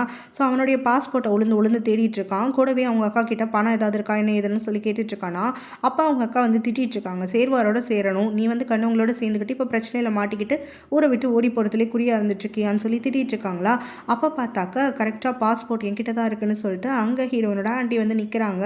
ஸோ பிரேமை பார்த்துட்டு பண்ணுறதெல்லாம் பண்ணிட்டு இப்போ நீ தப்பிச்சிடலான்னு பார்த்தியா ஈஸியாக, என்னையை மட்டும் கோர்த்து விட்டுட்டு நீ மட்டும் தப்பிக்கிறதுக்கு நான் விட்டுருவேனா அப்படின்லாம் சொல்லி அவங்க திட்டிட்டு இருக்காங்களா. ஸோ அப்போ வந்து பிரேம் கிட்ட அவங்க திரும்ப வந்து பேசிகிட்டு இருக்காங்க. ஆஃபீஸில் நிறைய பிரச்சனையாயிடுச்சு, இந்த ஹீரோயினால் கடன் வந்து நிறைய ஆயிடுச்சு, அந்த கடனெல்லாம் அடைக்கணும்னா நம்மளுக்கு ஒரே ஒரு வழி தான், உன்கிட்ட வந்துட்டு இப்போ 30% ஷேரும் என்கிட்ட வந்து 35% ஷேரும் இருக்கு இல்லையா, அந்த ஷேர்ஸ் எல்லாம் இப்போதைக்கு நம்ம விற்றுடுவோம். ஸோ விற்றுட்டு நம்ம கடனெல்லாம் அடைச்சிட்டு பிறகு நம்ம கம்பெனியில் வந்து ஸ்டேபிள் ஆகி சம்பாதிச்சதுக்கப்புறம் அந்த ஷேர்ஸ் எல்லாம் திரும்ப வாங்கிப்போம் அப்படின்ற மாதிரி சொல்கிறாங்க. இதை கேட்டோடனே இவனுக்கு வந்து பக்குன்னு ஆகிடுது. ஏன்னா இப்போ தான் அதெல்லாம் கொடுத்துட்டு வந்தான்ல. ஸோ இப்போ அதனால் இவங்க கிட்ட உண்மையை சொன்னால் அது இன்னும் பிரச்சனையாயிடும் அப்படின்னு சொல்லிட்டு ஷேர்ஸை எழுதி கொடுத்ததை சொல்லாமல் நான் ஏற்கனவே நிறையா பிரச்சனையில் இருக்கேன், இப்போ அதை பற்றி பேசாதீங்க அப்படின்னு சொல்லிட்டு அங்கேருந்து எழுந்து போயிடுறான். லாயர் அடுத்த நாள் ஹீரோயினை சந்திக்கிறாரா. அப்போ ஹீரோயின் கிட்ட ரொம்ப சந்தோஷமாக ஷேர் பண்ணிக்கிறாரு. ஸோ இப்போ உங்ககிட்ட 65% ஷேர் இருக்குது, உங்கள் அப்பாவோட கம்பெனியில் இப்போ நீ தான் மேஜர் ஷேர் ஹோல்டர், அதனால் இந்த கம்பெனிக்கு இப்போ நீ சேர்பர்சன் ஆகணும்னு நினச்சா தாராளமாக ஆகிக்கலாம், உன்னை யாரும் எதிர்க்க மாட்டாங்க, எத்தனை போர்ட் மெம்பர்ஸாக இருந்தாலும் சரி அவங்க யாராலையும் உன்னைய சட்டம் படி வந்துட்டு தவிர்க்க முடியாது, ஏன்னா உங்ககிட்ட தான் ஷேர்ஸ் அதிகமாக இருக்குது. ஸோ இப்போ நீ ஆல்மோஸ்ட் வின் பண்ணிட்ட அப்படிங்கிற மாதிரி சொல்லிட்டு இருக்காரா. ஹீரோயின் அவளை ரொம்ப தேங்க் பண்ணிட்டு இருக்கான். ஸோ நீங்கள் மட்டும் இல்லைனா எங்கள் அப்பா கம்பெனி அப்படியே போயிருக்கும், நாஸ்தி பண்ணியிருப்பாங்க அப்படிங்கிற மாதிரியெல்லாம் சொல்லிட்டு இருக்காளாம். ஸோ இப்போ எல்லாமே வந்துட்டு நம்மளுக்கு பிளான் படி தானே போயிட்டுருக்கு, இந்த சமயத்தில் எமோஷனல்லாம் ஆகாதுன்னு உடனே ரொம்ப தேங்க்ஸ்ண்ணா அப்படின்னு சொல்லிட்டு அவள் ரொம்ப பாசமாக வந்து கட்டிப்பிடிச்செல்லாம் வந்து தேங்க் பண்ணிகிட்டு இருக்கா. ஸோ அப்பா அம்மா வந்துட்டு முதல்ல அந்த கம்பெனியில் வந்து கொண்டு போய் நான் சேர்க்கணும், அடுத்தது அந்த வீடு மட்டும்தானே பாக்கி, அதையும் வந்து எடுத்துக்கிட்டா போதும் அப்படிங்கிற மாதிரிலாம் அவர் சொல்லிட்டு இருக்கான். அன்னைக்கு நைட்டு பிரேம் அந்த லாயரை பார்க்கறதுக்காக வரானா. அப்போ ஹீரோயினும் அவரும் ஒன்றா இருக்கிறத பார்த்ததுக்கப்புறம் தான் தெரியுது இவங்க 2 பேரும் கூட்டு கலவானிங்க அப்படின்னு சொல்லிட்டு.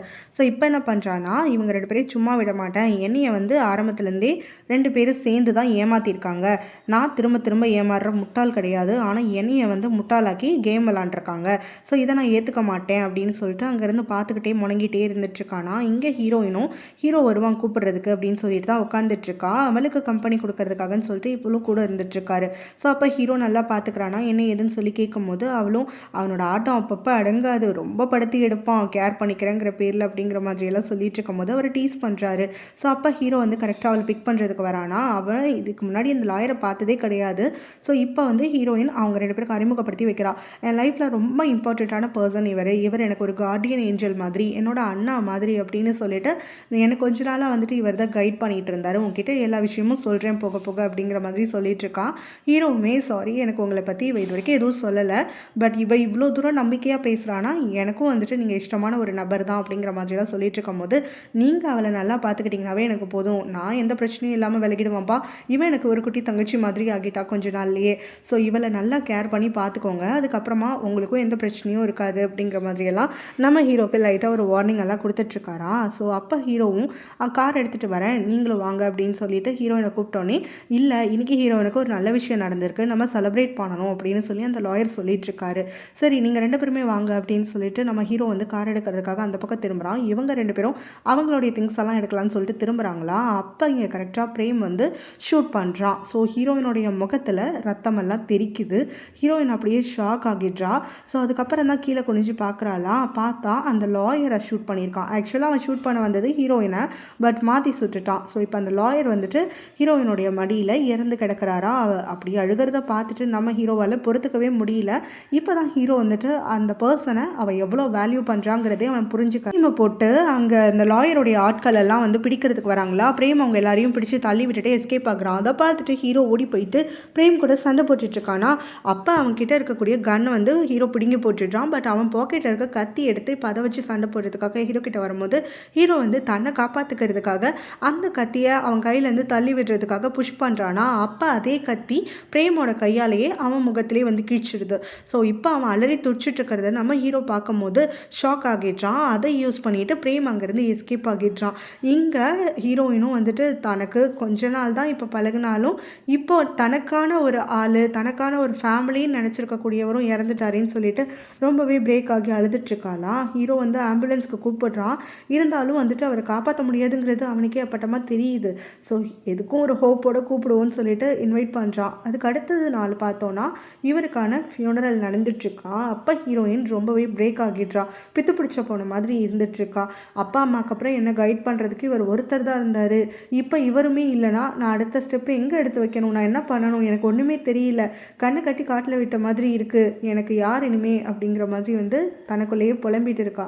வீட்டுக்கு வந்ததுக்கப்புறமும் அடுத்தடுத்த நாள் வந்துட்டு ரொம்ப அப்செட்டாக இருந்துட்டுருக்காளா. அப்போ ஹீரோ மட்டும்தான் அவளுக்கு ஆறுதலாக இருக்கான். ஸோ ஹீரோ கிட்ட அவள் எப்படி அந்த லாயரை மீட் பண்ணா, எந்த மாதிரி அவர் இவளை பார்த்துக்கிட்டாருன்னு சொல்லிட்டு எல்லாத்தையுமே மெமரிஸ் எல்லாம் ரீகால் பண்ணி மனசில் இருக்கிறதெல்லாம் கொட்டி புலம்பி தீர்த்துட்டு இருக்கா. இந்த பக்கமாக ஹீரோவுடைய அப்பா இருக்கார்ல ஹாஸ்பிட்டலில், அவர் இப்போ நல்லாவே ரெக்கவர் ஆகிடுறாரு. எந்திரிச்சு நடந்து பார்ப்போம்னு சொல்லிட்டு நடக்கிறாரா, அப்படியே பேலன்ஸ் தவறி கீழே விழுந்துடுறாரு. ஸோ சத்தம் கேட்டுட்டு அங்கே இருக்கக்கூடிய நர்ஸ் எல்லாம் ஓடி வராங்க. இவருக்கு ஹெல்ப் பண்ணுறாங்க. நீங்கள் இந்த சமயத்தில் நடக்கக்கூடாது, நீங்கள் யாராவது ஒருத்தர் அசஸ் பண்ணாதான் இதெல்லாம் பண்ணணும் அப்படிங்கிற மாதிரிலாம் சொல்லிட்டு இருக்கும் போது, ஸோ உங்கள் பையனுக்கு கால் பண்ணி இன்ஃபார்ம் பண்ணிடுறோம் உங்களுக்கு சரியாயிடுச்சுன்னு சொல்லிட்டு உங்களுடைய ரிசல்ட் எல்லாம் அவர்கிட்ட ஷேர் பண்ணணும்னு உடனே அதுதான் உங்களுடைய ஹாஸ்பிட்டலுடைய ப்ரோட்டோக்கால்னால் தயவு செஞ்சு பண்ணுங்க அப்படிங்கிற மாதிரி அவர் சொல்லிடுறாரு. ஸோ இங்கே ஹீரோயின் வந்து இன்னும் டவுனாக தான் இருக்கான்னு சொல்லிட்டு ஹீரோ பார்த்தோன்னா ஹீரோயினை ரொம்பவே கேர் பண்ணி பார்த்துக்கிறான். அவளை வந்து தனியாகவே விடுறது கிடையாது. அவள் கொஞ்சம் டிப்ரெஸ்டாக இருக்கா அப்படின்னு தெரிஞ்சாலும் அவளை டிஸ்ட்ராக்ட் பண்ணுறதுக்காக என்னெல்லாம் பண்ணணுமோ அதெல்லாம் பண்ணிகிட்டு இருக்கான். ஸோ அந்த மாதிரி தான் ஒரு நாள் அவள் ரொம்ப டவுனாக இருக்கான்னு சொல்லிட்டு இவன் ஒரு புக் படிச்சுட்டு இருந்தானா. ஸோ அந்த புக்கை பற்றி அவகிட்டலாம் டிஸ்கஸ் பண்ணிகிட்டு இருக்கான். அதுக்கப்புறமா நான் அவனை நல்லா பார்த்துப்பேன் அப்படிங்கிற மாதிரியெல்லாம் கிஸ் பண்ணிவிட்டு அவளை கொஞ்சம் அப்படியே கதையெல்லாம் சொல்லி லைட்டாக தூங்குறதுக்கெலாம் வச்சிட்ருக்கான். அப்படியே அம்மா அவங்க அப்பா வந்து இப்போ ஹாஸ்பிட்டலில் இருக்காருங்கிற நியூஸ் தெரிஞ்சுக்கிட்டு அவரை பார்க்குறதுக்காக வராங்க. ஸோ இப்போ அவங்க நீங்கள் பையனை பற்றி மட்டும் யோசிங்க, உங்களுக்கும் எனக்கும் நடுவில் 1000 இருக்கலாம், பட் உங்களுக்கு பையன் எவ்வளோ முக்கியங்கிறதும் எனக்கு தெரியும், எனக்கும் அதே அளவுக்கு பையன் ஈக்குவலுங்கிறதும் உனக்கு தெரியும் இல்லையா. ஸோ இப்போ நம்மளுடைய பையனுக்காக நம்ம அட்லீஸ்ட் நல்லது பண்ணுவோமா, நீங்கள் என்ன பண்ணியிருக்கீங்க, என்ன பிரச்சனையில் இருக்கீங்கிறத தயவு செஞ்சு உங்கள் பையன்கிட்ட ஓப்பன் அப் பண்ணி பேசுங்க. அவன் உங்களுக்கு எப்படி எடுத்துக்கணுமோ அந்த மாதிரி எடுத்துக்கிட்டு அவன் பண்ண வேண்டியதை அவன் பண்ணட்டும்.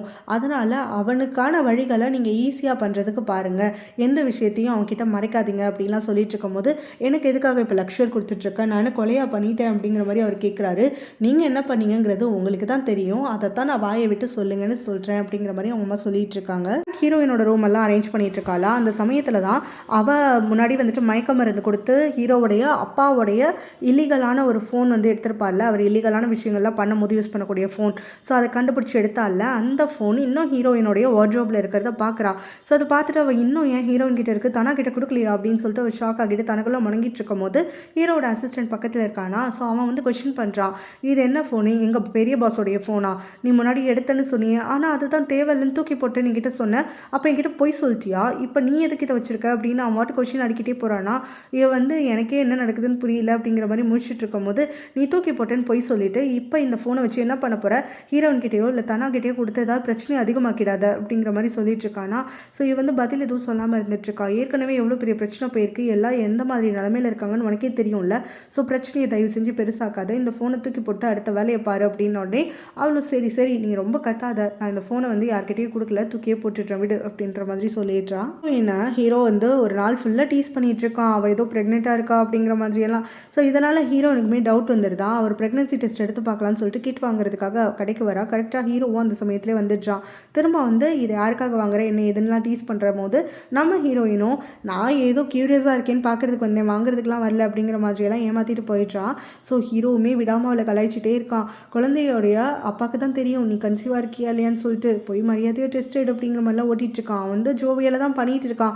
ஆனால் ஹீரோயினுக்கு நிஜமாவே உள்ளுக்குள்ளே இப்போ சந்தேகம் வர ஆரம்பிச்சிடுது. அவனுடைய ஆன்ட்டி ஒரு சேரிட்டியில் ஒரு ஹெட் மெம்பராக இருந்துகிட்ருக்காங்க. ஸோ அதுலேருந்து தான் அவங்க 4-5 தடவை பணத்தை திருடி பிரேமோடைய கடனெல்லாம் அடிச்சிருக்காங்க. ஸோ இப்போ அங்கே ஒரு மீட்டிங் இருக்குதுன்னு சொல்லி மெயில் வந்துச்சுன்னு சொல்லிட்டு வந்திருக்காங்களா. அங்கே ஹீரோவுடைய அம்மாவை சந்திக்கிறாங்க. இவங்க அவங்கக்கிட்ட பேசிகிட்டே இருக்காங்க. ஆனால் ஹீரோவுடைய அம்மாவும் இவங்கள்ட்ட பெருசாலாம் பேசாமல் 1-2 வார்த்தையில் மட்டுமே பதில் சொல்லிட்டு இருக்காங்களா. அப்போ அங்கே இருக்கக்கூடிய இன்னொரு மெம்பர் வராங்க. இவங்க தான் சேரிட்டியில் எல்லாத்தையும் மோஸ்ட்லி வந்து கண்காணிக்கக்கூடியவங்க. ஸோ இப்போ அவங்க வந்துட்டு ஹீரோயினுடைய ஆன்ட்டி கிட்ட தனியாக பேசணும் அப்படின்னு சொல்லி கூட்டிகிட்டு போகிறாங்க. ஸோ உங்களை தான் இந்த இடத்துக்கு வர வேண்டாம்னு சொன்னோமே, எதுக்கு வந்தீங்க நீங்கள் அப்படின்னோடனே, எனக்கு தான் மெயில் வந்துச்சு அப்படிங்கிற மாதிரி சொல்கிறாங்க. மெயிலேருந்து உங்களை இன்னும் தூக்கலையா அப்படிங்கிற மாதிரி அவங்க முணங்கிட்டு இருக்கும்போது, இப்போ என்ன தான் பிரச்சனை உங்களுக்கு அப்படின்னு சொல்லிட்டு ஹீரோனோட ஆன்ட்டி கேட்குறாங்களா. அதுக்கு இந்த லேடி என்ன சொல்கிறாங்கன்னா, இந்த மாதிரி கடைசியாக 5 தடவை சேரிட்டி அமௌண்ட் நீங்கள் செக் எழுதி வித்ட்ரா பண்ணியிருக்கீங்க. அந்த அமௌண்ட்டுக்கு நீங்கள் கணக்கும் கொடுத்துட்டீங்க தான், ஆனால் கணக்கு வந்து டேலி ஆகலை.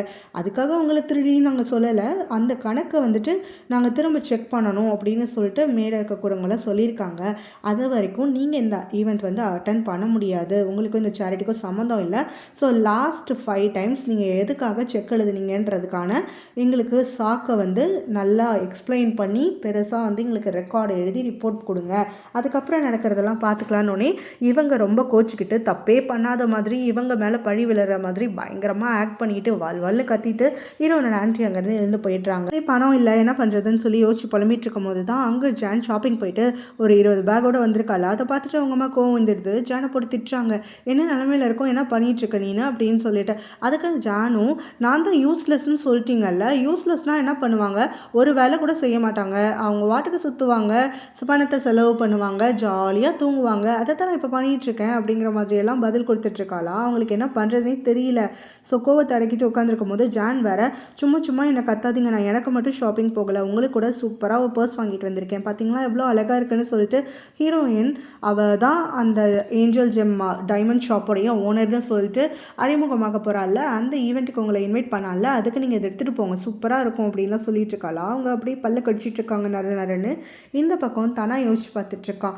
ஸோ இப்போ தனாவை பார்க்கறதுக்காக பேங் வந்திருக்கா. அந்த சமயத்தில் இதுதான் ஹீரோவுடைய அப்பாவுடைய இல்லீகல் வேலைக்கு யூஸ் ஆனக்கூடிய ஃபோன்.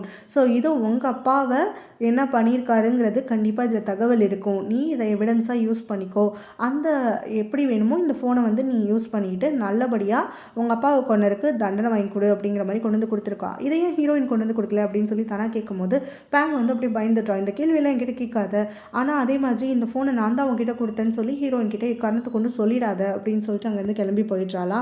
ஸோ இப்போ தனா வந்துட்டு இந்த எவிடன்ஸை வச்சு என்ன பண்ணுறது அப்படிங்கிற மாதிரி யோசிச்சுட்டு இருக்கான். ஸோ இவன் வீட்டுக்கு வரும்போது பார்த்தா ஹீரோயின் அங்கே தனாவுடைய அம்மாவை பார்க்கலான்னு சொல்லிட்டு வீட்டுக்கு வந்திருக்காளாம். ஸோ அப்போ இவங்க 2 பேரும் ஒருத்தருக்கு ஒருத்தர் ஃபேஸ் பண்ணிக்கிறாங்க, ரொம்ப ஆக்வர்டாக இருக்காங்க 2 பேரும். ஸோ அப்போ ஹீரோயினுமே வந்துட்டு நம்ம இந்த மாதிரி ஸ்ட்ரேஞ்சர்ஸாக வந்து இருக்க வேண்டாமே, அட்லீஸ்ட் பார்க்குறப்போ ஒரு ஃப்ரெண்ட்லியாக ஒரு சின்னதாக ஒரு ஸ்மைல், இல்லை எப்போயாவது ரேண்டமாக பார்த்துக்கும் போது எப்படி இருக்கேன்னு நல்லா விசாரிச்சு அட்லீஸ்ட் பழகினவங்க மாதிரியாவது இருந்துக்கலாமா அப்படின்ற மாதிரியெல்லாம் கேட்டுட்ருக்காளா. தானே அமைதியாகவே இருந்துகிட்ருக்கான். அதுக்கப்புறமா நம்ம ஹீரோயினும், எங்கள் ஆன்ட்டி மூலமாக கேள்விப்பட்டேன் இந்த மாதிரி நீ ஹீரோவுடைய அப்பாவுடைய விஷயத்த அப்படியே விட்டுலான்னு சொல்லிட்டு இருக்கியாமே, அதுதான் பெஸ்ட் டெசிஷன், அவருக்கான தண்டனையை இங்கே சட்டமோ இல்லை வந்து பயமோ வந்து பதில் சொல்லிக்கோ, நீ அதை பற்றி ஒரே பண்ணிக்காத, உன்னுடைய ஃப்யூச்சரை மட்டும் நீ கரெக்டாக வந்து பிளான் பண்ணி கொண்டு போ அப்படிங்கிற மாதிரி தான் சொல்லியிருக்கா.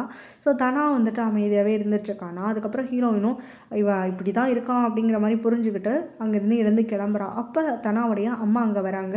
ஸோ உனக்கு பிடிச்ச குக்கீஸ் தான் நான் எடுத்துகிட்டு வந்திருக்கேன், சூடாக இருக்கு பாரு அப்படின்னு சொல்லிட்டு அவள்கிட்ட காட்டுறாங்க. அவள் அதை ஸ்மெல் பண்ணி பார்க்குறேன்னு சொல்லிட்டு கீழே குனிறாளா. அதை ஸ்மெல் பண்ண உடனே மயங்கி அப்படியே அவங்க மேலே துபின்னு விழுந்துடுறா. ஸோ தனா பதறி அடிச்சுட்டு அவளை ஹாஸ்பிட்டலுக்கு கூட்டிகிட்டு போகிறான். அங்கே ஹீரோயின் மட்டும்தான் ஹாஸ்பிட்டலில் போயிட்டு டாக்டரை பார்க்குறாளா. ஸோ அப்போ டாக்டர் வந்து அவள் 6 வீக்ஸ் ப்ரெக்னெண்ட்டாக இருக்கிறதா சொல்லிடுறாங்க. இதை தனாக்கிட்டேருந்து மறைக்கணும் அப்படின்னு சொல்லி அவன் முயற்சி பண்ணிகிட்ருக்கா. அப்போ தனாவும் வந்துட்டு இங்கே ஹாஸ்பிட்டல் வந்ததுக்கப்புறம் ரொம்ப பேல் ஆகிட்டா, என்னாச்சு டாக்டர் ஏதாவது பயப்படுற மாதிரி சொன்னாங்களா, அது மேலே கேட்டுட்டு இருக்கும்போது அதெல்லாம் ஒன்றும் இல்லை, வீக்காக இருக்கேன்னு சொல்லியிருக்காங்க அப்படிங்கிற மாதிரி சொல்கிறா. ஸோ அப்போ மெடிசன் கொடுக்கறதுக்காக கூப்பிடுறாங்களா. இவள் வீக்காக இருக்கான்னு சொல்லிட்டு தனா போயிட்டு வாங்குறான், இவள் கத்த கேட்காம. ஸோ அந்த மெடிசனை கையில் வாங்கினோடனே அவனுக்கு தெரிஞ்சு போயிடுச்சு அதெல்லாம் ஃபாலிக் ஆசிடு. ஸோ இவள் ப்ரெக்னெண்ட்டாக இருக்கா அப்படின்னு சொல்லிட்டு உடனே நம்ம ஹீரோயின் கிட்ட வந்து பேசுகிறான், நீ ப்ரெக்னெண்ட்டாக இருக்கியா அப்படின்னு சொல்லிட்டு. இதுக்கு தான் நான் அவனை அந்த டேப்லெட் வாங்க வேணான்னு சொல்லி சொன்னேன், நானே வாங்கியிருப்பேன், உனக்கு தெரியாமலாத இருந்திருக்கும் அப்படின்னோடனே, நீ இப்போ ப்ரெக்னெண்ட்டான ஹீரோ தானே அப்படின்னு சொல்லிட்டு இவ கேட்கும்போது நம்ம ஹீரோயினுக்கு கடுப்பாகிடுது. என்ன நீ இப்படி கேட்குற அப்படின்னு சொல்லிட்டு கேட்கும்போது, இல்லை சாரி, நான் இந்த ஒரு ஷாக்கில் இருக்கேன், நான் என்ன பேசுகிறேன்னு எனக்கே தெரியல, ரொம்ப மன்னிச்சிரு என்னைய, சரி இதை எதுக்காக வந்து என்கிட்ட இந்த மறைக்க பார்த்தேன் அப்படின்னோடனே, உன்கிட்டன்னு இல்லை யாருக்குமே இந்த விஷயம் தெரியக்கூடாது, எனக்கு மட்டும் தெரிஞ்சிருக்கு, ஸோ அதோடு இருக்கட்டும்னு சொல்லி தான் நான் நினச்சேன் அப்படிங்கிற மாதிரி சொல்லிட்டு இருக்கா.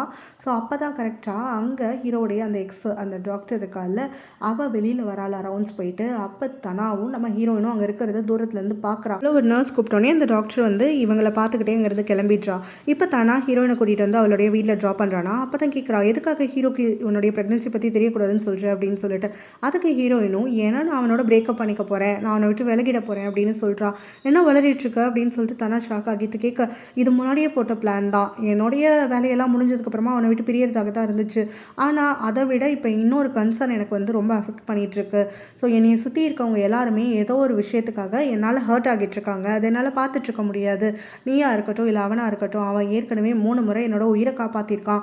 ஸோ இதுக்கும் மேலே நான் யாரையும் இழக்கிறதுக்கு விரும்பலை, அதனால் நான் விலகி போயிடுறேன் அப்படிங்கிற மாதிரி சொல்கிறான். அது நீ முன்னாடி அப்படி யோசிச்சுருந்துருக்கலாம், இப்போ உனக்கு ஒரு குழந்தை இருக்குல்ல, அதை பற்றி யோசிக்கணும்ல, ஹீரோ கிட்ட பேசாமல் சொல்லு அப்படின்னு சொல்லிட்டு இவன் அவளை கன்வின்ஸ் பண்ணுறதுக்காக பார்க்குறானா. இவன் வந்து அடங்குற மாதிரியே தெரியல. ஸோ ஹீரோடைய சேஃப்டி தான் முக்கியம் அப்படின்னு திரும்ப திரும்ப சொல்லவும் தனா வந்து ஒரு விஷயம் ரியலைஸ் பண்ணுறான். உடனே ஹீரோயின் கிட்ட கேட்குறான், நீ ஹீரோவை லவ் பண்ண ஆரம்பிச்சிட்டல்ல, அதனால தான் அவன் உயிர் வந்து உனக்கு அவ்வளோ பெருசாக தெரியுதில்ல அப்படின்னு சொல்லிட்டு கேட்கும்போது ஹீரோயின் அமைதியாக இருந்துடுறாளா. தானே அதுக்கப்புறம் எதுவும் சொல்லாமல் அங்கேருந்து கிளம்பிடுறான். அப்போ ஹீரோயினும் எனக்கு ப்ராமிஸ் பண்ணி இந்த விஷயத்தை பற்றி நீ யார்கிட்டையுமே சொல்லக்கூடாது அப்படின்னு சொல்லி ஒரு ப்ராமிஸும் வாங்கிக்கிறான். ரெஸ்ட் எடுக்கலாம்னு சொல்லிட்டு பேங்க் கிட்ட சொல்லிட்டு உள்ளே வராளா. பார்த்தா ஹீரோ பதறி அடிச்சுட்டு ஓடி வந்துடுறான். என்னாச்சு உனக்கு, உடம்பு சரியில்லைன்னு பேங்க் கால் பண்ணா, ஹாஸ்பிட்டல் போகலாமா, என்ன பண்ணுது அப்படின்னு அவன் வாட்டு கொஸ்டின் அடுக்கிக்கிட்டே போயிட்டு அவளுக்கு ஃபீவர் இருக்கா, கோல்டு இருக்கா, என்ன ஏதெல்லாம் செக் பண்ணிட்டு இருக்கானா. ஹீரோயின் ரொம்பவே ஓவர்வெல்மிங்காக ஃபீல் பண்ணிட்டு இருக்கா. ஸோ இவனை விட்டு பிரியணும்னு நினச்சா இவன் இந்த அளவுக்கு கேர் பண்ணிக்கிறானே அப்படிங்கிற மாதிரி வந்துட்டு மனசுக்குள்ளே யோசிச்சுக்கிட்டு ஒரு பக்கம் வந்து இவனுடைய கேர்னால ரொம்ப சந்தோஷமும் பட்டுட்டு இருக்கா. அவனுடைய அம்மா அவனுடைய காரில் இருந்து கொஞ்சம் க்ளீன் பண்ணலாம் அப்படின்னு சொல்லிட்டு வந்திருக்காங்களா. அப்போ பார்த்த கார் ஃபுல்லாக நிறைய பேப்பர்ஸ் இருக்குது, அப்புறம் ஹீரோயினுக்குன்னு சொல்லி ப்ரிஸ்கிரைப் பண்ண மெடிசனும் இருக்குது. ஸோ இதை பார்த்துட்டு அவங்க வந்து திருன்னு முடிச்சிட்டு இருக்காங்க. ஏன்னா அவங்களுக்கு ஸ்பெக்ஸ் போடலன்னா ஒழுங்காக படிக்க தெரியாதா, அதனால் அதில் என்ன எழுதியிருக்கு அப்படிங்கிறதே அவங்களுக்கு புரியல. ஸோ இப்போ வந்து அவங்க பார்த்துட்ருக்கும் போது தான் தனாவை பார்க்குறதுக்குன்னு அந்த டாக்டர் வராளா. ஸோ அப்போ அவங்களும் தனா இந்த மாதிரி வீட்டில் வந்து இப்போ தான் வந்துட்டு போனா, ஹீரோயின் வேறு வந்திருந்தா. ஸோ அவள் வந்து உடம்பு சரியில்லாமல் லைட்டாக மயக்கம் போட்டு விழுந்துட்டு ஹாஸ்பிட்டலுக்கு கூட்டிகிட்டு போனான். இது ஹீரோயினுக்கு கொடுத்த மெடிசன் இப்போ கொடுத்ததா இல்லை வேறு எப்போ கொடுத்ததுன்னு தெரியல. ஸோ இது எக்ஸ்பயர் ஆகிடுச்சான்னு கூட எனக்கு வந்து படிக்க தெரியல, கொஞ்சம் பார்த்து சொல்லுங்கள் டாக்டர் அப்படின்னு சொல்லிட்டு எக்ஸ்பைரேஷன் டேட் பற்றி கேட்டு அவள் கையில் கொடுக்குறாங்களா. அவள் அதை வாங்கி பார்த்துட்டு ப்ரெக்னெண்ட்டாக இருக்காளா அப்படின்னு சொல்லிட்டு ஒரு ஷாக் ஆகுறா. அதுக்கப்புறமா அடுத்த மொமெண்ட்டே ஹாஸ்பிட்டலில் தனாவையும் ஹீரோயினையும் பார்த்தால. ஸோ அதை யோசிச்சு பார்க்குறா. ஸோ இப்போ இவங்க 2 பேருக்கும் தான் பேபி பிறக்க போகுது, அதனால தான் இவங்க 2 பேரும் யார்கிட்டையும் சொல்லாமல் டெஸ்ட் எடுக்கிறதுக்காக ஹாஸ்பிட்டல் வந்திருக்காங்க அப்படிங்கிற மாதிரி இவ ஒரு அசம்ஷனுக்கு வந்துடுறா.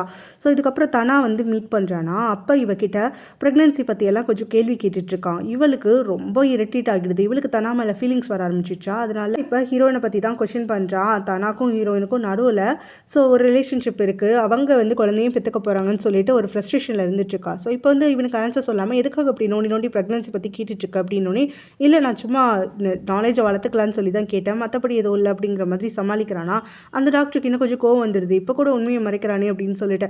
அப்புறம் தானா வீட்டுக்குள்ளே வந்தோடனே பார்த்தா அவங்க அம்மா கார் க்ளீன் பண்ணும்போது இங்கே ஹீரோவுடைய அப்பாவுக்கு எதிராக இவன் நிறையா எவிடன்ஸ் வந்து கேதர் பண்ணி வச்சுருக்கிறதுலாம் பார்த்துருக்காங்களா. ஸோ இப்போ அவங்கள்ட்ட வந்து கத்துறாங்க, இதுக்கு நீ எனக்கு ஆல்ரெடி ப்ராமிஸ் பண்ணி கொடுத்துட்ட, இந்த கேஸை இதோட விட்டுற போகிறேன், இதை வச்சு ஏதோ பிரச்சனை பண்ண மாட்டேன்னு சொல்லிட்டேன், அப்புறம் எதுக்காக ஹீரோவுடைய அப்பாவை பற்றி எல்லா இன்ஃபர்மேஷனும் கேதர் பண்ணிகிட்ருக்க, நம்ம பேசுகிறதெல்லாம் மறந்து போச்சா, நம்ம பீஸ்ஃபுல்லாக ஒரு லைஃப் லீட் பண்ணலான்னு பார்த்தா விட மாட்டியா அப்படின்னு சொல்லி கத்துறாங்க. ஸோ அதுக்கு தனாவும், நீங்கள் சொன்ன உடனே எப்படி என்னால் எல்லாத்தையும் வந்துட்டு இல்லைன்னு நினச்சிட்டு எடுத்து கொண்டு போக முடியும், என்னோட அப்பா வந்து கொல்லப்பட்டது உண்மை கிடையாதா, என்னோட அப்பாவுக்கு ஒரு நியாயம் வேணாமா, உங்களால் வேணா உங்களுக்கு சப்போர்ட் பண்ணிகிட்டு இருக்க முடியும், ஆனால் என்னால் அப்படி இருக்க முடியல அப்படிங்கிற மாதிரி அவங்க அம்மா கிட்ட கத்திட்டு, இந்த ஒரு விஷயத்தில் என்னைய நீங்கள் உங்கள் பிடியில் வச்சுக்கணும்னு நினைக்காதீங்க அப்படின்னு சொல்லிட்டு கோச்சிட்டு அங்கேருந்து போயிடுறான். இப்போ முகமெல்லாம் அடிபட்டு அவங்க அக்காவை பார்க்குறதுக்காக வரானா.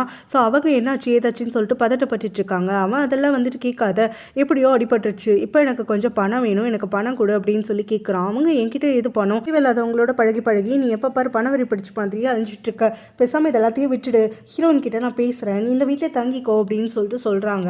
இதை கேட்டுட்டு அவன் கோவப்படுறான், எப்படி வந்துட்டு அவகிட்ட போய் பேசிட்டு இருக்கீங்க அப்படின்னு சொல்லிட்டு. இங்கே அவங்களுக்கு காயம் இருக்கிறதெல்லாம் பார்த்துட்டு இன்னும் இந்த வீட்டில் இருக்கவங்கெல்லாம் உங்களை அடித்து துன்புறுத்திட்டு இருக்காங்களான்னு உடனே அவங்க மென்னு முழுகி ஆமாம் அப்படின்னு சொல்கிறாங்க. எதுக்காக இங்கே இருக்கவங்கள்ட்ட நீங்கள் அடி வாங்கி சாகணும், பேசாமல் இந்த வீட்டை விட்டு போயிட வேண்டியதானே அப்படின்னு சொல்லிட்டு அவங்க கத்துறான்.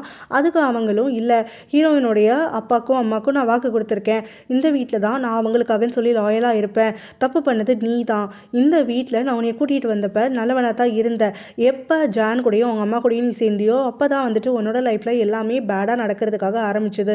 ஸோ ஹீரோயினுக்காக இந்த வீட்டை நான் பார்த்துருக்கேன்னு வாக்கு கொடுத்துருக்கேன், அதனால் எனக்கு என்ன ஆனாலும் சரி நான் இந்த வீட்டில் தான் இருப்பேன்னு அவங்க வீம்புக்குன்னு சொல்லிட்டு இருக்காங்க. ஸோ சரி இப்போயாவது வந்து மன்னிப்பு கேட்டு நீ இங்கே இரு அப்படிங்கிறாங்களா. அதுக்கு அவனும் இங்கே இருந்தால் ஜானும் அவங்க அம்மாவோடையும் சேர்ந்து என்னை கொன்னுடுவாங்க அப்படின்னு சொல்கிறான். அதை எப்படி கொல்லுவாங்க, நீ தான் அவங்க கூட ரிலேஷன்ஷிப்பில் இருக்க, இல்லை லூஸ் மாதிரி வளரிட்டு இருக்க அப்படின்னு சொல்லி இவங்க சொல்ல, அதுக்கு அவனும் அவங்களுடைய சொந்த சிஸ்டர் அண்ட் பிரதர் இன் லாவையே கொண்டுட்டாங்க, அப்படி இருக்க போது நான்லாம் எவ்வளோ தூரம் அப்படின்ற மாதிரி சொல்கிறானா. இதை கேட்டுட்டு அவங்க அக்கா ரொம்ப ஷாக் ஆகி போயிட்டாங்க. சும்மா அவன் சொல்கிற என்னுடைய ஒரிஜினல் பாஸ் அண்ட் அவங்களுடைய ஒய்ஃபை இவங்க தான் கொன்னாங்களா அப்படின்னு கேட்டு ரொம்ப ஷாக் ஆகிடுறாங்க. ஹீரோனுக்கு இந்த விஷயம் தெரியுமா அப்படிங்கிற மாதிரி மனசுக்குள்ளே யோசிக்கவும் செய்கிறாங்க. அடுத்த நாள் அந்த டைமண்ட் ஷாப் வச்சுருக்கால, அதில் இருக்கக்கூடிய ஒரு ஈவெண்ட் அட்டன் பண்ணுறதுக்காக கிளம்புறாளா. ஹீரோ ரொம்ப அழகாக இருக்கா அப்படின்னு சொல்லிட்டு அவளுக்கு நிறைய காம்ப்ளிமெண்ட்ஸ் எல்லாம் கொடுத்துட்டு கட்டி பிடிச்சி கிஸ் எல்லாம் கொடுத்துட்ருக்கானா. அந்த சமயத்தில் ஹீரோயின் வந்து யோசிச்சு பார்க்குறா, நான் ப்ரெக்னெண்ட்டாக இருக்கேன், உங்ககிட்ட இந்த விஷயத்த மறைச்சிட்டேன் அப்படின்னு சொன்னோன்னே ஹீரோ வந்து ஷாக் ஆகுறான். அதை கேட்டுட்டு நிஜமாக தான் சொல்கிறேன், நான் ப்ரெக்னெண்ட்டாக இருக்கேன், உனக்கு பேபி வரப்போகுது, நீ அப்பாவாக போகிற அப்படின்னு சொன்ன உடனே அவன் தூக்கி அவளை சுற்றுற மாதிரியெல்லாம் கற்பனை பண்ணி பார்க்குறா. நிஜத்தில் அவள் எதுவும் சொல்லலை. ஹீரோ வந்துட்டு இந்த அளவுக்கு சந்தோஷப்படுறான் அப்படிங்கிற மாதிரி அவளுடைய இமேஜினேஷனில் சொல்லி பார்த்துட்டு இதை நேரில் சொன்னாலும் அவன் சந்தோஷம் தான் படுவான். பட் ஆனால் அவன்கிட்ட சொல்லக்கூடாது, அவனுடைய உயிரை காப்பாற்றணும், அவன் சேஃபாக இருக்கணும்னா அவன்கிட்ட இருந்து விலகி போகணும் அப்படின்னு சொல்லிட்டு அந்த விஷயத்தை அப்படியே மறைச்சிக்கிறான். அந்த ஈவெண்ட்டுக்கு ஹீரோனோட ஆன்ட்டி ஜான் எல்லாரும் வந்திருக்காங்களா. அப்போ அந்த ஆன்ட்டி என்ன பண்ணுறாங்கன்னா, ரிப்போர்ட்டர்ஸ் கொஞ்சம் பேர் அவங்களுடைய ஆளுன்னு சொல்லி செக் பண்ணிவிட்டு அவங்களுக்கு செக்கும் கொடுத்துட்றாங்க. ஸோ இந்த மாதிரி ஹீரோயின் ஸ்டேஜில் எப்போ ஏறுறாலும் அப்போ நான் எழுதி கொடுத்த கேள்வியெல்லாம் அவளை கேட்கணும், முன்கூட்டியே உங்களுக்கு அமௌண்ட்டும் ஷேர் பண்ணிக்கிறேன்னு சொல்லிட்டு செக்கையும் கொடுத்துட்றாங்க. ஸோ அதை வாங்கிட்டு அவங்க கிளம்பி போனதுக்கப்புறமா ஜான் அவங்க அம்மாவை திட்டுறா, எதுக்காக வேலை முடியாமல் முன்னாடியே பணத்தை கொடுத்தீங்க, அதுவும் ஃபுல் பேமெண்ட்டும், அவங்க ஏதாவது சொதப்பிட்டா அப்படின்னே சொதப்புறதுக்கு வாய்ப்பே கிடையாது, இவங்க ஃபேக்கான ரிப்போர்ட்டர் கிடையாது, நீ செட் பண்ண மாதிரி இவங்க நிஜமானவே ரிப்போர்ட்டர் தான், அதனால இவங்களுடைய கேள்விக்கு வேல்யூ இருக்குது. ஸோ ஹீரோயினை எப்படியெல்லாம் அட்டாக் பண்ணணுமோ அந்த மாதிரி கேள்வியெல்லாம் நான் உங்கள்கிட்ட சொல்லி அனுப்பியிருக்கேன், கொஞ்ச நேரம் பொறுத்து இருந்து பாரு, அவள் இங்கேருந்து அழுது துடிச்சிட்டு ஓடுவா, நம்ம கிட்டே இனிமே வரமாட்டா அப்படிங்கிற மாதிரிலாம் தெம்பா சொல்லிட்டு இருக்காங்க. ஆனால் ஜானுக்கு கொஞ்சம் டவுட்டாகவே இருந்துட்டுருக்கு. இப்போ அவங்க அம்மா கிட்ட கோச்சிட்டு வரான்ல, அப்போ வந்து பயங்கரமாக ட்ரிங்க் பண்ணிட்டான். ஹீரோ எதிர்ச்சியாக அவன் அந்த பிளேஸில் சந்திக்கிறானா. ஸோ என்ன கண்ணு முன்னு தெரியாமல் குடிச்சிருக்க போல, வீட்டில் கொண்டு போய் விட்டுட்டா அப்படிங்கிற மாதிரி கேட்கும்போது நான் சேஃபாக போய்ப்பேன் அப்படிங்கிற மாதிரி சொல்கிறான். ஸோ ஹீரோயின் எப்படி இருக்கா அப்படின்னு சொல்லிட்டு தனா கேட்குறானா. ஹீரோவும் நல்லதாக இருக்கா, இப்போ தான் கொஞ்சம் ஷோ பண்ணிட்டு இருக்கா அப்படின்னு சொல்கிறான். என்னது 2 மாசத்துல வயிறு தெரியுதா அப்படிங்கிற மாதிரி இவன் தனா முணங்கிட்டு இருக்கும் போது ஹீரோவும் நீ என்ன சொல்கிற, அவள் வேலையை வந்து சொல்லிட்டு இருக்கேன் நான் அப்படிங்கிற மாதிரி ஹீரோ சொல்லும் போது அது தனா வந்துட்டு ஓ வேலையா, அப்படின்னா உனக்கு இன்னும் விஷயம் தெரியாதுல்ல அப்படின்னு சொல்கிறான். என்ன விஷயம் அப்படின்னு சொல்லிட்டு ஹீரோவும் கேட்க, இல்லை அது ஹீரோயின் உங்ககிட்ட சொல்லக்கூடாதுன்னு சொல்லியிருக்கா அப்படின்னு சொல்கிறான். ஸோ இவன் வந்து குடிச்சிட்டு வளர வரும்போது அவனுக்கு டக்குன்னு ஹீரோயினுடைய அந்த ப்ராமிஸ் ஞாபகம் வருதா, அதனால் ஹீரோ கிட்ட சொல்லாமலே விட்டுட்டான். ஹீரோவும் 2 பேரும் சேர்ந்து ஏதோ சதித்திட்டம் போடுறீங்களா, என்கிட்ட சொல்லாமல் இருக்கீங்களான்னு சொல்லி சிரிச்சுக்கிட்டே கேட்கும் போது அப்படிதான் வச்சுக்கோ ஏன் அப்படிங்கிற மாதிரி தனாவும் சொல்லிட்டான். பேரும் அதுக்கப்புறம் ரொம்ப சில்லியாக வந்து பேசி சிரிச்சிட்டு இருக்காங்களா. ஸோ இந்த பக்கம் ஹீரோயினுடைய அந்த ஈவெண்ட் நடந்துட்டுருக்குல்ல. ஸோ அப்போ இந்த ஏஞ்சல் ஜெம்ஸ் அந்த ஷாப்போடைய ஓனர் அவங்க எல்லாருக்கும் ஃபர்ஸ்ட் டைம் அறிமுகப்படுத்தி வைக்க போகிறேன் அப்படின்னு சொல்லிட்டு அந்த எம்சி கூப்பிடுறாங்களா. அங்கே ஹீரோயின் வருவா அப்படிங்கிறது தான் இங்கே ஜானுக்கும் அவங்க அம்மாவுக்கும் எதிர்பார்ப்பாக இருக்குது. அவள் மேலே வருவா, அப்போ இன்டர்வியூ பண்ணும் போது அந்த ரிப்போர்ட்டரை வச்சு நிறைய கொஷின்ஸ் வந்து அவளை அட்டாக் பண்ணுற மாதிரி கேட்கலான்னு. பட் ஆனால் அங்கே அவங்க ஓனர்னு சொல்லி கூப்பிடுறது வேற ஒரு லேடியை. ஸோ இதை பார்த்துட்டு இவங்களுக்கு தூக்கி வாரி போடுது. நம்ம ஹீரோயினும் அந்த ஈவெண்ட்டுக்கு வந்திருக்காளா. ஸோ இப்போ அவளுடைய ஆன்ட்டியோட ரியாக்ஷன்ஸ் எல்லாம் பார்த்துட்டு ரொம்ப ரசிச்சுட்டு இருக்கா. ஸோ ஜானும் பாருங்கள் அந்த ரிப்போர்ட்டரையும் காணும், பணத்தை அப்படியே தூக்கிட்டு ஓடிட்டா போல், இதுக்கு தான் அப்போயே சொன்னேன் அப்படிங்கிற மாதிரி பக்கத்துலேருந்து முணங்கிட்டு இருக்கா. ஸோ ஹீரோயின் இந்த மாதிரிலாம் பண்ணக்கூடாது அப்படின்னு சொல்லிட்டு அவங்க அம்மா இங்கே ஷாக்கில் முணங்கிட்டு இருக்காங்க. அப்போ ஹீரோயின் அவங்க ஆன்ட்டி கிட்ட வரா. ஸோ இப்போ தெரியுதா நீங்கள் என்னுடைய இடத்துக்குள்ளே இருக்கீங்க, ஸோ இங்கே நான் வச்சது தான் சட்டம், என்னோட வாய்ஸ் தான் பெருசாக இருக்கும், புரிஞ்சுதா அப்படின்ன உடனே நீ தான் இந்த பிளேஸோடைய ஓனருங்கிறது எனக்கு நல்லாவே தெரியும், நீ யாரை வேணாலும் ஏமாற்றலாம், என்னையும் ஏமாற்ற முடியாது அப்படிங்கிற மாதிரி அவங்க ஆன்ட்டி வந்து திட்டுறாங்க. ஸோ ஹீரோயின் அதை கேட்டுட்டு நான் திரும்ப திரும்ப இதான் சொல்கிறேன், இது என்னோட இடம், நான் சொல்கிறது மட்டும்தான் இங்கே செல்லுபடியாகும் அப்படின்னு சொல்லிட்டேன். ஜான் ரொம்ப கூலாக வந்துட்டு இவங்களோட சண்டையை பார்த்துட்ருக்காளா. அதுக்கப்புறமா ஹீரோயின் அங்கேருந்து கிளம்பினோடனே ஜான் கிளம்பி அந்த கிளப் ஏரியாவுக்கு வரா. அப்போ அங்கேருந்து தனா கிளம்புறானா. ஸோ 2 பேரும் ஒருத்தருக்கு ஒருத்தர் பார்த்துக்கிறாங்க, லைட்டாக க்ரீட் பண்ணிக்கிறாங்க.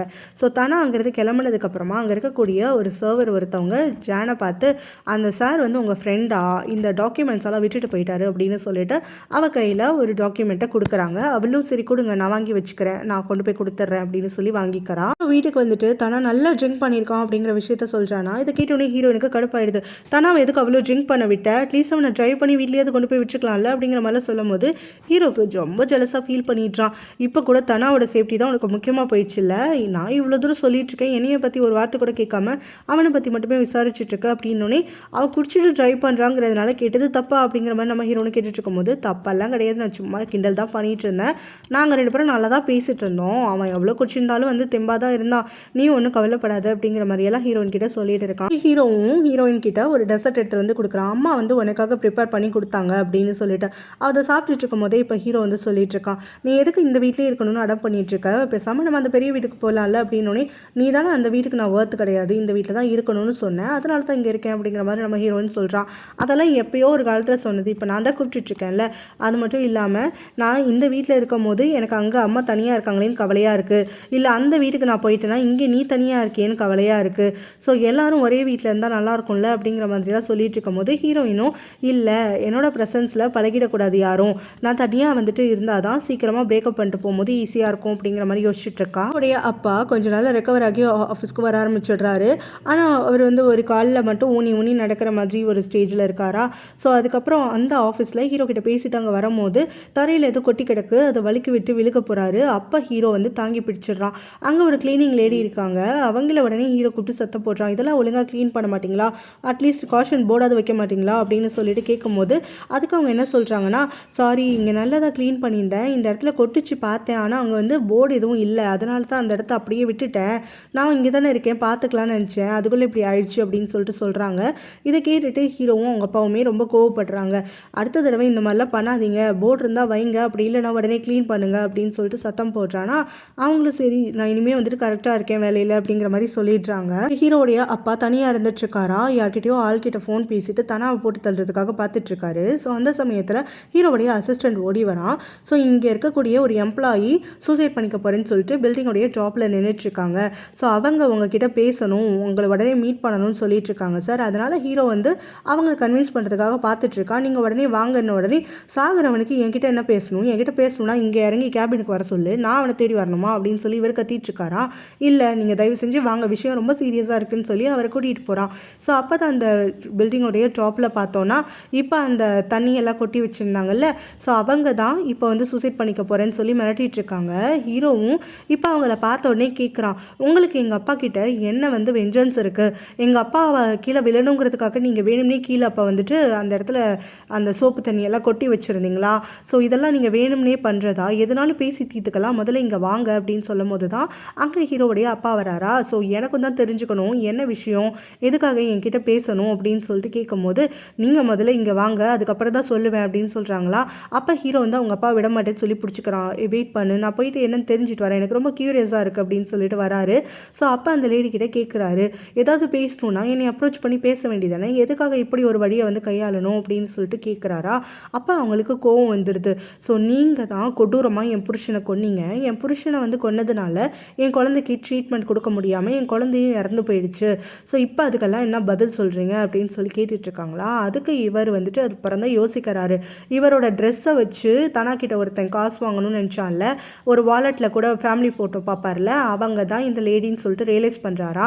ஸோ இப்போ இவங்க கதையை சொன்னதுக்கப்புறம் தான் புரியவும் இவர் என்ன கேட்குறாரு அவங்கள்ட்ட, சரி எனக்கு உன்னைய பார்த்தோன்னே ஞாபகம் வந்துருச்சு, உன் புருஷனை நான் கொன்னது உண்மை தான், அது வந்து அவன் பண்ண தப்புக்காக நான் கொடுத்த தண்டனை, ஸோ என்கிட்ட யாராவது ஏதாவது தப்பாக பண்ணாங்க இல்லை என் கம்பெனிக்கு வந்துட்டு பெருசாக பேர் கெட்டு போகிற மாதிரி ஏதாவது பண்ணாங்கன்னா நான் சும்மா இருக்க மாட்டேன் அப்படின்னு சொன்னோன்னே அந்த லேடி ரொம்ப கடுப்பாகிடுறாங்க. இப்போ கூட நீ இவ்வளோ செல்ஃபிஷாக தான் பிஹேவ் பண்ணுவல்ல, ஸோ உன்னையெல்லாம் வந்து திருத்தவே முடியாதுங்கிறது இப்போ எனக்கு தெரிஞ்சு போச்சு அப்படின்னு சொல்லிட்டு கையில் ஒரு கத்தி எடுக்கிறாங்க. ஒன்று நீ இந்த பில்டிங்லேருந்து குதிச்சு சாகணும், அப்படி இல்லைனா இந்த கத்தியை வச்சு நான் கழுத்தறுத்து உன்னைய சாகடிச்சிடுறேன், என்ன உன் முடிவு அப்படின்னு சொல்லி கேட்டுட்ருக்காங்களா. ஸோ இங்கே வேடிக்கை பார்க்குறவங்கலாம் ரொம்ப பதறாங்க. அவங்க கையில் கத்தியை பார்த்தோன்னே ஹீரோவும் வந்துட்டு அங்கே உள்ளே வரணும்னு நினைக்கிறான். ஆனால் அவனை எல்லாரும் பிடிச்சிக்கிறாங்க. அதுக்குள்ளே அந்த ஆஃபீஸில் இருக்கவங்கலாம் சேர்ந்து போலீஸ்க்கும் தகவல் கொடுத்துட்றாங்களா. ஸோ இப்போ இவங்க 2 பேரும் இங்கே வாக்குவாதம் பண்ணிகிட்டு இருக்கும்போது ஹீரோவுடைய அப்பாவும், நான் ஏற்கனவே சொன்னல நான் யார்கிட்டையும் சீக்கிரம் தோற்று போக மாட்டேன், அதனால் நான் இங்கே எதுவும் பண்ண போகிறதில்ல, நீ தான் ஜம்ப் பண்ண போகிறேன்னு சொன்னல, ஜம்ப் பண்ணு அப்படின்னு சொல்கிறாரு. ஸோ இந்த சமயத்தில் அந்த லேடி வந்துட்டு நீ தான் சாகணும், நீல ஜம்ப் பண்ணு அப்படின்னு சொல்லி 2 பேரும் மாற்றி மாற்றி ஜம்ப் பண்ணுறாங்களா.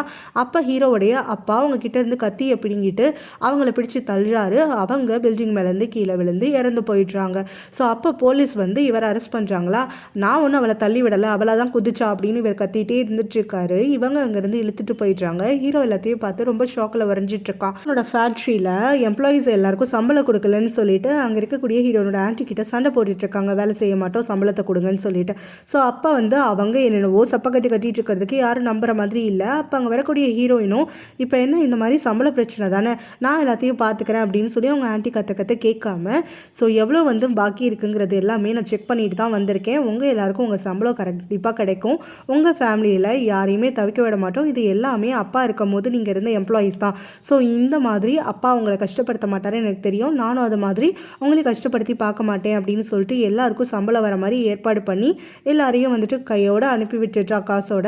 ஸோ அதுக்கப்புறம் இந்த ஆன்ட்டி பக்கம் திரும்பிட்டு அவள் திட்டா, உங்களுக்கெல்லாம் கம்பெனியை பார்த்துக்கிறதுக்கு தகுதியே கிடையாது, இங்கே இருக்கவங்க எல்லாருமே வேலை செஞ்சாதான் நம்மளுக்கு சாப்பாட்டில் கிடைக்கும், ஸோ இப்படி நம்ம சாப்பாடே வந்து வராத அளவுக்கு அவங்க வயிற்றில் அடிச்சிங்கன்னா நீங்கள் என்ன பண்ணுவீங்க அப்படின்னு சொல்லி திட்டி அங்கேருந்து அவங்கள அனுப்பி விட்டுட்டா. அவங்க கோச்சிக்கிட்டு அங்கேருந்து கிளம்பிடுறாங்க. அதுக்கப்புறம் ஷேர் ஹோல்டர்ஸ் எல்லாரும் சேர்ந்து ஒரு மீட்டிங் இன்வைட் பண்ணியிருக்காங்கன்னு சொல்லிட்டு வராங்களா. ஸோ அப்போ பார்த்தா புதுசாக சேர்மனை நாங்கள் இன்வைட் பண்ணுறோம் அப்படின்னு சொல்லி சொல்கிறாங்க. பார்த்தா ஹீரோயின் அங்கேயே வந்து நிற்கிறா, இவ தான் சேர்மனா, இதெல்லாம் என்னால் ஏற்றுக்க முடியாது, இவ ஒரு ஏமாத்துக்காரி, அது மட்டும் இல்லாமல் இந்த கம்பெனியோட ஷேர்ஸில் 35% என்கிட்டையும் பிரேம் கிட்ட 30% இருக்கும் போது இவளை எப்படி நீங்கள் வந்து சேர்மன் ஆக்கலாம் அப்படின்னு சொல்லி கொஷின் பண்ணிட்டு இருக்காங்க. அப்போ அங்கே இருக்கக்கூடிய ஒரு நபர் சொல்கிறாரு, உங்களுக்கு என்ன விஷயமே தெரியாது போல், ஹீரோயின் கிட்ட தான் 65% ஷேர் இருக்குது, இப்போ அதிகமான ஷேர்ஸ் இருக்கக்கூடியவளையும் இந்த பொசிஷனுக்கு தகுதியானவளையும் தான் நாங்கள் எல்லாரும் சேர்ந்து எல்லாம் கூடி பேசி வந்து ஒத்துருக்கோம், அதனால் ஹீரோயின் தான் இனிமேல் இந்த கம்பெனியை ரன் பண்ணுறதுக்கு தகுதியானவ, அவள் தான் சேர்பர்சன், நீங்கள் வெளியேறுங்க அப்படின்னு சொல்லிடுறாங்க. இதனால் அவங்களும் இவ சீட் பண்ணி ஏதோ வேலை பார்த்துருக்கா, பிரேமை ஏமாத்திட்டா அப்படி இப்படிங்கிற மாதிரி கத்திட்டே இருக்காங்களா. அப்போ ஹீரோயினும் இல்லாதவங்கள நிறைய பேசுவீங்க, எங்களுக்கு நிறைய வேலை இருக்குது அப்படிங்கிற மாதிரி சொல்லிட்டு இருக்கும்போது இவங்க ஹீரோயினை அடிக்கிறதுக்காக கோச்சுமா போகிறாங்களா. அப்போ ஹீரோயினுடைய செக்யூரிட்டி கார்ட்ஸ் வந்துட்டு அங்கே இருக்கக்கூடிய ஆன்ட்டியை தடுத்து நிறுத்தி அவங்கள அங்கேருந்து வெளியேற்றிடுறாங்க. அவனுடைய அம்மா ஹீரோயின் கிட்ட பேசுகிறேன்னு சொல்லிட்டு அவங்க வீட்டுக்கு வர சொல்கிறாங்களா. அவளும் சரின்ட்டு போய் மீட் பண்ணுறா. அப்போ பார்த்தா அவங்க வந்து ஹீரோயினால தான் இப்போ வந்து தனக்கு லைஃப்பில் ஒரு தெளிவு கிடச்சிருக்கு அப்படிங்கிற மாதிரி சொல்கிறாங்க. முன்னாடி வந்துட்டு ஒரு தடவை ட்ரிங்க் பண்ணியிருப்பாங்கல்ல, அப்போ ஹீரோயின் அவங்களுக்கு அட்வைஸ்லாம் பண்ணுவாள்ல, ஸோ அப்போ அதை வச்சு தான் இவங்க இப்போது ரொம்ப தெளிவாக டெசிஷன் எடுக்க முடியுது, எதுவுமே தன்னோட கண்ட்ரோலில் கிடையாது, லைஃப்பை பொறுப்புக்குள்ளே விட வேண்டியதான் அப்படிங்கிற மாதிரிலாம் பேசிட்டு இப்போ அவங்க என்ன சொல்கிறாங்கன்னா, ஹீரோவுடைய அப்பா இப்போ ஜெயிலுக்கு போயிட்டார் இல்லையா, அவருடைய கேஸ் எல்லாம் முடிகிற வரைக்கும் தான் இங்கே இருப்பேன், அதெல்லாம் முடிச்சதுக்கப்புறமா நான் திரும்ப டெம்பிளுக்கு போயிடுவேன், அங்கேயும் என் லைஃப்பை வந்து நான் கழிச்சிக்கலான்னு சொல்லிட்டு முடிவு பண்ணிட்டேன், ஆனால் நீயும் என் பையனும் பிரியக்கூடாது, எனக்கு ஒரே ஒரு வாக்கு மட்டும் கொடு, இந்த வீட்டை நான் உனக்குன்னு கொடுக்குறேன், இதை மறுக்காமல் நீ ஏற்றுக்கோ, நாங்கள் 2 பேரும் இங்கே இல்லாத சமயத்தில் நீயும் என் பையனும் இந்த வீட்டில் வாழணும், அது ஒன்று தான் எனக்கு ஆசை, எனக்காக செஞ்சு கொடுப்பியா அப்படின்னு சொல்லிட்டு கேட்டுட்ருக்காங்க. பார்த்தோன்னா அவங்க அப்பா ஜெயிலுக்கு போயிட்டனால ரொம்ப டிப்ரெஸ் ஆகிடுறானா, அதனால் யாரையுமே பார்க்குறதுக்கு பிடிக்கலன்னு சொல்லிட்டு வீட்டை விட்டு ஓடி வந்துடுறான். ஸோ அவனோட அசிஸ்டண்ட்டோட ஹெல்ப்போட தான் அவன் அவங்க அப்பாவுடைய ஊரில் தான் இருப்பான் அப்படின்னு சொல்லிட்டு ஹீரோயின் தெரிஞ்சுக்கிட்டு அவனை பார்த்துட்டு அவனுக்கு ஆறுதல்லாம் சொல்லி கொஞ்சம் கன்சோல் பண்ணிகிட்ருக்கா. அப்புறம் கொஞ்ச நாளில் ஹீரோயின் பார்த்தோன்னா அவங்க அப்பா அம்மாவோடைய ஃபோட்டோஸோட அவங்க வீட்டுக்குள்ளேயே என்ட்ரி ஆகிறா. ஸோ இப்போ ஹீரோயின் அங்கே தான் ஸ்டே பண்ண போகிறான்னு சொல்லிட்டு அந்த நல்ல ஆண்டி இருக்காங்கல்ல பிரேமுடைய அக்கா, அவங்க ஹீரோயினை பார்த்த உடனே ரொம்ப நெகிழ்ச்சி ஆகிடுறாங்க. ஆனால் ஹீரோயினும் நான் இப்போ இந்த வீட்டுக்கு வரல, நான் வரதுக்கு கொஞ்ச நாள் ஆகும், இப்போ அம்மா அப்பாவை மட்டும்தான் வீட்டில் வந்து கூட்டிகிட்டு வந்திருக்கேன் அப்படிங்கிற மாதிரி சொல்லிட்டு அவங்களுடைய ஃபோட்டோவெல்லாம் அங்கே கரெக்டான பொசிஷனில் வச்சுட்டு அவங்களுக்காக ப்ரே பண்ணிட்டுலாம், நீங்கள் அம்மாவை அப்பையும் வந்துட்டு யாரும் தொடாமல் மட்டும் பார்த்துக்கோங்க, நான் இன்னும் கொஞ்ச நாளில் இங்கே வந்துடுறேன், அதுக்கப்புறம் நம்மளோட லைஃப் முன்னாடி இருந்த மாதிரியே செட் ஆகிடும், நீங்கள் எனக்கு இவ்வளோ நாளாக வந்துட்டு பாசமாக இருக்கிறது, இவ்வளோ தூரம் எனக்கு லாயலாக இருக்கிறதுக்கெலாம் பெருசாக தேங்க்ஸ் அப்படிங்கிற மாதிரிலாம் சொல்லிட்டு இருக்காளா. அப்போ ஜானும் மற்ற வேலைக்காரங்களும் வராங்க. ஸோ அவங்க இங்கே வந்த உடனே ஹீரோயின் ஜானை பார்த்து சொல்கிறா, நீ இந்த வீட்டில் இருக்கணும்னா நான் கண்டிப்பாக பெர்மிஷன் தரேன், நீ பண்ண வேண்டியது ஒரே ஒரு விஷயந்தான், எங்கள் அப்பா அம்மா கிட்ட மன்னிப்பு கேளு போதும் அப்படிங்கிற மாதிரி சொல்கிறா. கூடவே அந்த வேலைக்காரங்களை பார்த்துட்டு நீங்களும் இங்கே வேணும்னா வேலையை வந்துட்டு கண்டினியூ பண்ணலாம், நான் உங்களுக்கு பெர்மிஷன் தரேன், ஆனால் அதுக்கு முன்னாடி நீங்களுமே ஜானை மாதிரி எங்கள் அப்பா அம்மா கிட்ட மன்னிப்பு கேட்குறதோட நீங்கள் இத்தனை நாளாக புள்ளி பண்ணிகிட்ருக்கீங்களே இந்த ஆன்ட்டிக்கிட்டையும் மன்னிப்பு கேட்கணும் அப்படிங்கிற மாதிரி சொல்கிறா. ஸோ அதுக்கப்புறமா ஜான் வந்துட்டு நீ எந்த உலகத்தில் இருக்க, எங்கள் அம்மா உன்னையெல்லாம் இந்த வீட்டுக்குள்ளேயே விட மாட்டாங்க, இது எங்கள் அம்மாவோட வீடு அப்படிங்கிற மாதிரி சொல்லிட்டு இருக்காளா. ஹீரோயினும் வந்து கொஞ்சம் நல்ல பாப்பா உனக்கே தெரியும் அப்படிங்கிற மாதிரி சொல்லும்போது ஜான் வந்துட்டு எங்கள் அம்மா உன்னையெல்லாம் விட மாட்டாங்கன்னு சிரிச்சுக்கிட்டே அங்கேருந்து கிளம்ப அந்த வேலைக்காரங்களும் ஜான் பின்னாடியே கிளம்புறாங்களா. இவளுக்கு என்னாச்சு அப்படின்னு சொல்லிட்டு நம்ம ஹீரோயின் கேட்கும்போது தான் அந்த ஆண்டி சொல்கிறாங்க, அவள் இப்போல்லாம் ஃபுல்லாக வந்து ஒன்று ட்ரங்காக இருக்கா, அப்படி இல்லைனா ஸ்லீப்பிங் பில் எடுத்து தூங்கிக்கிட்டே இருக்கா, அவளை பார்த்தா எனக்கு பாவமாக கூட தெரியல தெரியுமா, அவள் பேசின பேச்சுக்கும் பண்ண வேலைக்கும் அப்படிங்கிற மாதிரிலாம் சொல்லிட்டு இருக்காங்க. ஆனால் ஹீரோயின் ஜானுக்காக கொஞ்சம் பாவப்பட்டு இருக்கா. போலீஸ்கிட்ட மாட்டிடக்கூடாது அப்படிங்கிறதுக்காக தலைமறைவாகி ஒரு ரூம்குள்ளேயே வந்து அடிஞ்சு கிடந்துட்டுருக்கானா. அப்போ அவனுக்கு இங்கே ஜானை ஜானுடைய அம்மா கால் பண்ணுறாங்க. ஸோ இப்போ அவங்க எனக்கு உன்னுடைய ஹெல்ப் வேணும், நீ வெளியில் வான்னு சொல்லி கூப்பிடுறாங்க. அவனும் நான் வெளியில் வந்தால் போலீஸ்கிட்ட மாட்டிப்பேன். ஆமாம், ஹீரோயின் வந்து கம்பெனி ஷேர்ஸ் எல்லாம் திரும்ப எடுத்துக்கிட்டால, இப்போ எப்படி உங்களை இன்னும் உள்ளே தள்ளாமல் இருக்கா அப்படின்னு சொல்லி கேட்கும்போது, அவளை சின்ன வயசுலேருந்தே நான் பார்த்துட்டு தான் இருக்கேன். அவள் ரொம்ப சாஃப்டி, அதனால் எவ்வளோ பெரிய தப்பு பண்ணாலும் சரி மன்னிச்சு விட்டுற மாதிரி தான் அவள் இருந்துட்டுருப்பா. அதனால தான் என்னையும் அவள் எதுவும் பண்ணலை. ஸோ எதுவும் பண்ணவும் மாட்டா அவள் பெருசாக. அட்லீஸ்ட் ஜானுக்காகவாது என்னையை வந்து வெளியில் இருக்கிறதுக்கு தான் விட்டுருப்பா அப்படிங்கிற மாதிரிலாம் சொல்லிட்டு, இந்த நிமிஷத்தில் நான் தோற்று போயிருக்கலாம், ஆனால் நான் வந்து முழுசாக தோற்க மாட்டேன். கொஞ்சம் கொஞ்சமாக இத்தனை வருஷம் காத்திருந்து மேலே ஏறின எனக்கு டக்குன்னு கீழே வரதுக்கெலாம் வந்துட்டு ஒத்துக்க முடியாது. ஸோ நான் திரும்ப வந்துட்டு என்னுடைய இடத்த வந்து பிடிப்பேன். அதுக்கு எனக்கு உன்னுடைய ஹெல்ப் வேணும் அப்படிங்கிற மாதிரி கேட்குறாங்க. அவனும் நான் யோசிச்சு பார்த்து சொல்கிறேன் அப்படின்னு சொல்லிட்டு காலை வச்சிடுறான். இந்த பார்ட் முடியுது. ஃபைனல் பார்ட்டு நாளைக்கு பார்க்கலாம். பாய்.